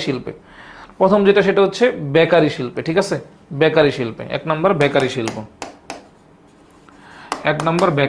শুনেন, বেকারি শিল্প বলতে আমরা কি পাউরুটি বুঝাইতেছি? যেমন পাউরুটি ফুলে যায় কেন? ইস্ট। তারপরে যে কার্বন ডাই অক্সাইড, ঠিক আছে, এই যে ইস্টের যে ফার্মেন্টেশন, এখানে কি কার্বন ডাই অক্সাইড উৎপন্ন হয় না? আচ্ছা, তো দেখেন এই বেকারি শিল্পে তার ভূমিকা আছে, এটা এখান থেকে লিখবেন। তারপরে মদ্য শিল্পে, ঠিক আছে, আমরা তো কিছুক্ষণ আগে দেখলাম এই যে হচ্ছে ফার্মেন্টেশন দিয়ে কিভাবে আসলে মদ তৈরি করা হয়, ঠিক আছে।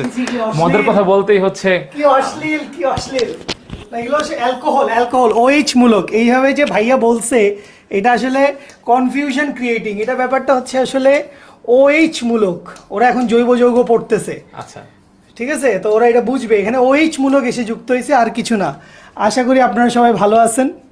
মাত্রই অফিসে ঢুকলাম, নয়া ঢুকেছি, বুঝতেই তো পারছেন। না বলে মানে ট্রেডিশনাল ইন্ট্রোটা দেন, আমি দিয়ে দিব। মানে আপনি দেন, আমি আধা ঘন্টা পরে দিব। আচ্ছা, ঠিক আছে, থ্যাংক ইউ সো মাচ। জোশ ক্লাস হচ্ছে। আচ্ছা, সবাই একটু বলেন 8টায়। আচ্ছা, বলে দিব। Thank you. আসসালামু আলাইকুম। দেখেন, তাহলে মদ্য শিল্পে, বা আসলে মদ্য শিল্প না বলি, হাইড্রোক্সিল গ্রুপ শিল্পে, তো এখানে মেইনলি ফার্মেন্টেশন বা অবাধ শোষণের একটা ব্যাপার তো আছেই। যেটা মনে রাখতে হবে আর কি, আঙুরের রস থেকে কি তৈরি হয়, আপেলের রস থেকে কি তৈরি হয়? আঙুরের রস থেকে হচ্ছে ওয়াইন তৈরি হয়। কি তৈরি হয়? ওয়াইন তৈরি হয়। আর আপেলের রস থেকে হচ্ছে সিডার তৈরি হয়। কি তৈরি হয়? সিডার তৈরি হয়। এটা মনে রাখতে হবে। আচ্ছা, তারপর হচ্ছে অ্যালকোহল প্রস্তুতে। আচ্ছা, চিটাগোর বা মোলালেস থেকে অ্যালকোহল তৈরি হয়। অ্যালকোহল তৈরিতে।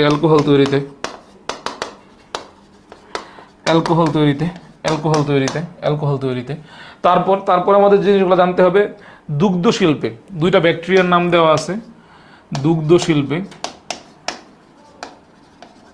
মিল্ক অ্যান্ড মিল্ক প্রোডাক্ট, এটাও তো একটা ইন্ডাস্ট্রি বা শিল্প। আচ্ছা, তো ল্যাক্টোবেসিলাস হেলভেটিকাস,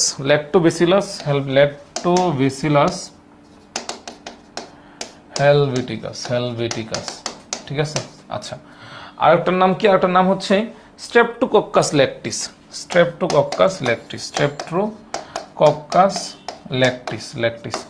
একটা বেসিক জিনিস বোঝার চেষ্টা করেন। দুধের শর্করার নাম কি? দুধের শর্করার নাম হচ্ছে ল্যাকটোস।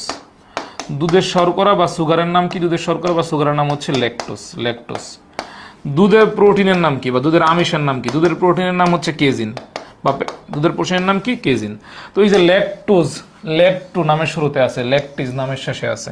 তো দুগ্ধ শিল্পে এই যে ল্যাক্টোবেসিলাস, স্ট্রেপ্টোকক্কাস ল্যাকটিস, এই যে ব্যাকটেরিয়াগুলো আছে, এইগুলো দিয়ে হচ্ছে 3 থেকে 5 ঘন্টার মধ্যে 3 থেকে 5 ঘন্টার মধ্যে 3 থেকে এই ব্যাকটেরিয়াগুলো ইউজ করে 37 থেকে 38 ডিগ্রি সেলসিয়াস টেম্পারেচার ইউজ করে 3 থেকে 5 ঘন্টার মধ্যে কি তৈরি করা হয়? দই তৈরি করা হয়। 3 থেকে 5 ঘন্টার মধ্যে কি তৈরি করা হয়? দই তৈরি করা হয়। কি তৈরি করা হয়? দই তৈরি করা হয়। এটা মনে রাখতে হবে, দুইটা ব্যাকটেরিয়ার নাম মনে রাখতে হবে। এছাড়া হচ্ছে চা, তামাক এগুলা প্রক্রিয়াজাতকরণে, চা তামাক প্রক্রিয়াজাতকরণে বেসিলাস মেগাথেরিয়াম, চা তামাক প্রক্রিয়াজাতকরণে, চা তামাক প্রক্রিয়াজাতকরণে বেসিলাস মেগাথেরিয়াম, এই ব্যাকটেরিয়ার নামটা মনে রাখতে হবে, বেসিলাস মেগাথেরিয়াম। শুনেন, আপনারা ব্যাকটেরিয়ার মধ্যে পড়ার কথা, কিন্তু বেসিলাস মানে হচ্ছে দণ্ডাকার, যে ব্যাকটেরিয়ার আকৃতি দণ্ডাকার তাকে আমরা বেসিলাস বলি। কক্কাস মানে হচ্ছে গোলাকার, যে ব্যাকটেরিয়ার আকৃতি গোলাকার তাকে আমরা কক্কাস বলি। স্ট্রেপ্টো কিরকম গোলাকার, এগুলো কিন্তু আপনাদেরকে অণুজীব অধ্যায়ে পড়ানোর কথা। এরপরে মোস্ট ইম্পর্টেন্ট ভিটামিন তৈরিতে, ভিটামিন থেকে কিন্তু মেডিকেলে প্রশ্ন আসবেই। এই যে ভিটামিন টপিকটা মেডিকেলের জন্য খুবই গুরুত্বপূর্ণ, ঠিক আছে। ভিটামিন রিলেটেড ইনফরমেশন আপনি ফিজিক্সে, কেমিস্ট্রিতে, বায়োলজিতে যেইখানেই পান না কেন সেখান থেকেই পড়ে ফেলবেন। যেমন ফিজিক্সেও কিন্তু ভিটামিন সম্পর্কে কথা বলা আছে, ভৌত আলোক বিজ্ঞান, জ্যামিতিক আলোক বিজ্ঞান, সেইখানে, ঠিক আছে, যে ইউভি রে, ভিটামিন ডির তৈরির সাথে হচ্ছে ইউভি রে এর কোনো সম্পর্ক আছে কিনা সেইটা আপনাকে জানতে হবে, ঠিক আছে। তারপর হচ্ছে কেমিস্ট্রি, গুণগত রসায়ন, সেখানেও কিন্তু ভিটামিন ডি সম্পর্কে কথা বলা আছে। কর্মমুখী রসায়নের মধ্যেও কিন্তু কোন ভিটামিনের অভাবে কি কি রোগ হয়, কোন ভিটামিনের কেমিক্যাল নেম কি, এই জিনিসগুলো জানা আছে। জুওলজির মধ্যে তো ভিটামিন সম্পর্কে অনেক কথা বলা আছে, যে পানিতে দ্রবণীয় ভিটামিন কোনগুলা, লিপিডে দ্রবণীয় ভিটামিন কোনগুলা, এই ব্যাপারগুলো জানতে হবে, ঠিক আছে। তারপর হচ্ছে বোটানির মধ্যে ভিটামিন ব্যাকটেরিয়ার মধ্যে বলা আছে, এইখানে বলা আছে, ঠিক আছে। তো এই ভিটামিন, এই থিয়ামিন এবং রিবোফ্লাভিন নামক ভিটামিন, অর্থাৎ ভিটামিন B1 এবং ভিটামিন B2 ইস্টের সাহায্যে তৈরি করা হয়। থিয়ামিন না, এটা হবে থায়ামিন। কি হবে? থায়ামিন আর রিবোফ্লাভিন, রিবোফ্লাভিন। ভিটামিন থেকে প্রশ্ন আসবেই মেডিকেল ভর্তি পরীক্ষায়, খুব ইম্পর্টেন্ট, ঠিক আছে। আচ্ছা, এছাড়া মাছ মাংস শিল্পে,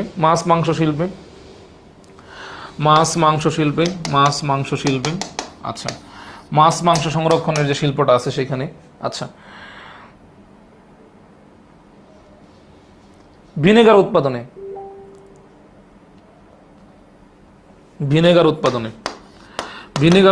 এটাও ইম্পর্টেন্ট, এটাও আসছিল পরীক্ষায়, ইউনিভার্সিটি অ্যাডমিশন টেস্টে আসছিল। ভিনেগার উৎপাদনে যে ব্যাকটেরিয়াটা ইউজ হয় সেই ব্যাকটেরিয়াটার নাম কি? এসিটোব্যাক্টর এসিটি,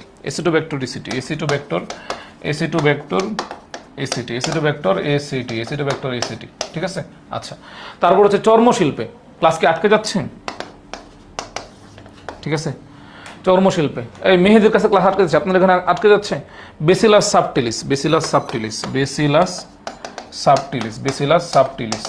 সাবটিলিস। আচ্ছা, তারপর আপনারা সিকিউ এর ঘ নম্বরের জন্য যে জিনিসগুলো লাগবে, এখান থেকে যে জিনিসগুলো লাগবে, সালোক সংশ্লেষণ এবং শ্বসনের পার্থক্য, সালোক সংশ্লেষণ এবং শ্বসনের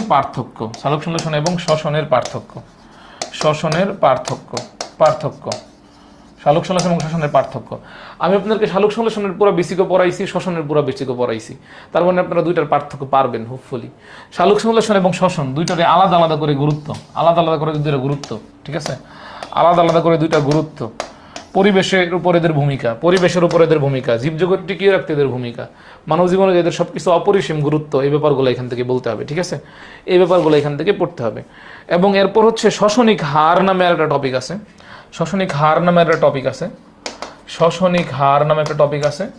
এইখান থেকে কি আসবে? এখান থেকে হচ্ছে এমসিকিউ আসবে বা খ নাম্বার আসবে, কার শ্বসনিক হার কত, ঠিক আছে।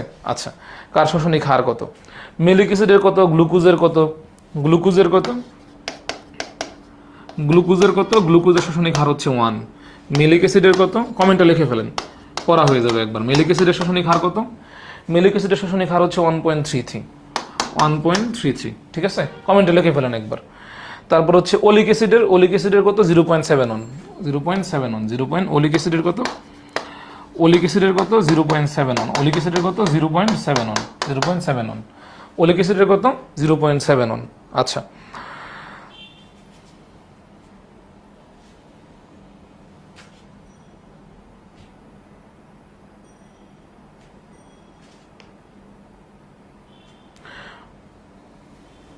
শ্বসনিক হার বলতে কি বুঝো? এরকম টাইপের প্রশ্ন খ নম্বরে আসবে। আচ্ছা আমি বেসিক সঙ্গে বুঝাই দিচ্ছি। নির্গত কার্বন ডাই অক্সাইডের পরিমাণ আর হচ্ছে গৃহীত অক্সিজেনের পরিমাণ। আচ্ছা, তো শ্বসনিক হার বলতে কি বোঝো, এটা পরীক্ষায় আসবে, ঠিক আছে? তো তখন কি লিখবেন, নির্গত কার্বন ডাই অক্সাইডের পরিমাণ এবং গৃহীত অক্সিজেনের পরিমাণ দুইটার যে অনুপাত, সেই অনুপাতকে শ্বসনিক হার বলে। এটা খ নম্বরে লিখে দিয়ে আসতে হবে, ঠিক আছে? আচ্ছা, তো এটা খ নম্বরে আসতে এভাবে আসবে, আর এই তিনটা থেকে যে কোনো একটা এমসিকিউতে আসবে,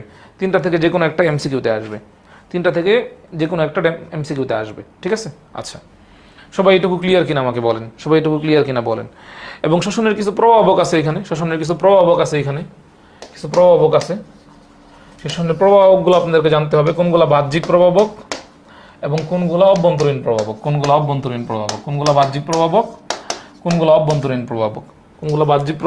অভ্যন্তরীণ প্রভাবক। যেটা মেইনলি আপনাকে এখান থেকে মনে রাখতে হবে, বাহ্যিক মানে এটা পরিবেশের সাথে সম্পর্কিত অ্যাকচুয়ালি, যেখান থেকে একটা মনে রাখতে হবে যে কোন প্রভাবক বা কোন ফ্যাক্টর শ্বসনিক প্রক্রিয়াকে বাড়ায় ফেলে, কোন ফ্যাক্টর শ্বসনিক প্রক্রিয়াকে কমায় ফেলে, এই যে জিনিসটা, এটা মনে রাখতে হবে।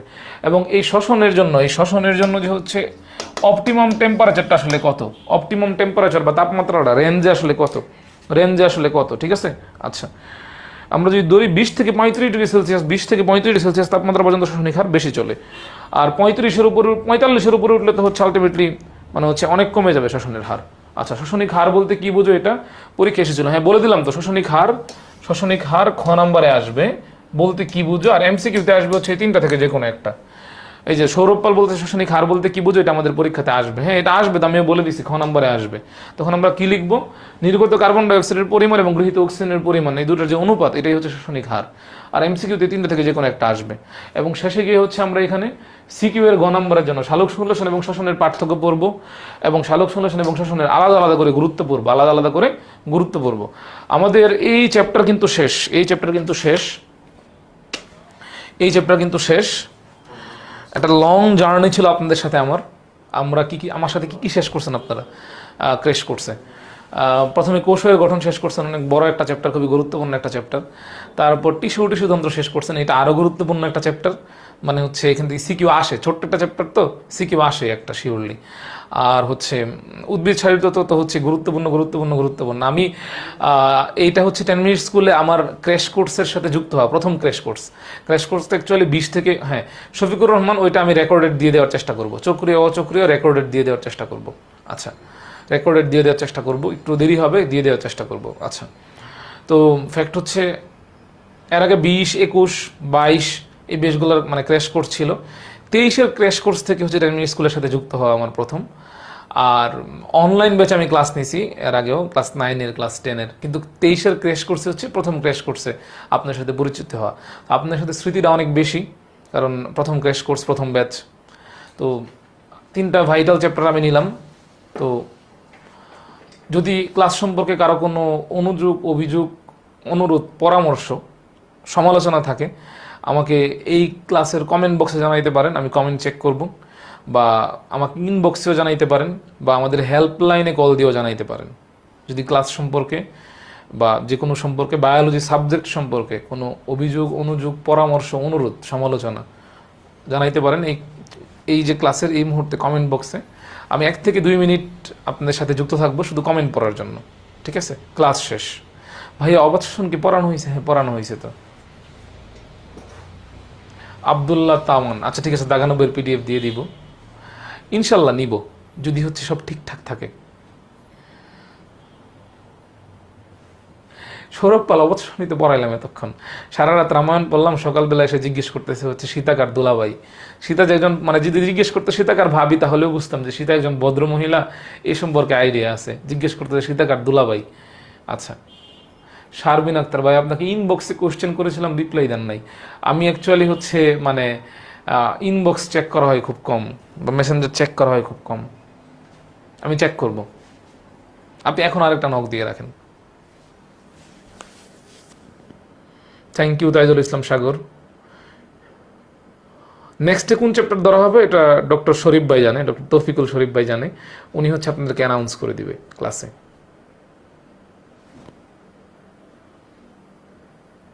তো আল্লাহ হাফেজ, সবাই ভালো থাকেন, সুস্থ থাকেন, ইনশাল্লাহ আপনাদের সাথে হয়তো আবারও দেখা হবে।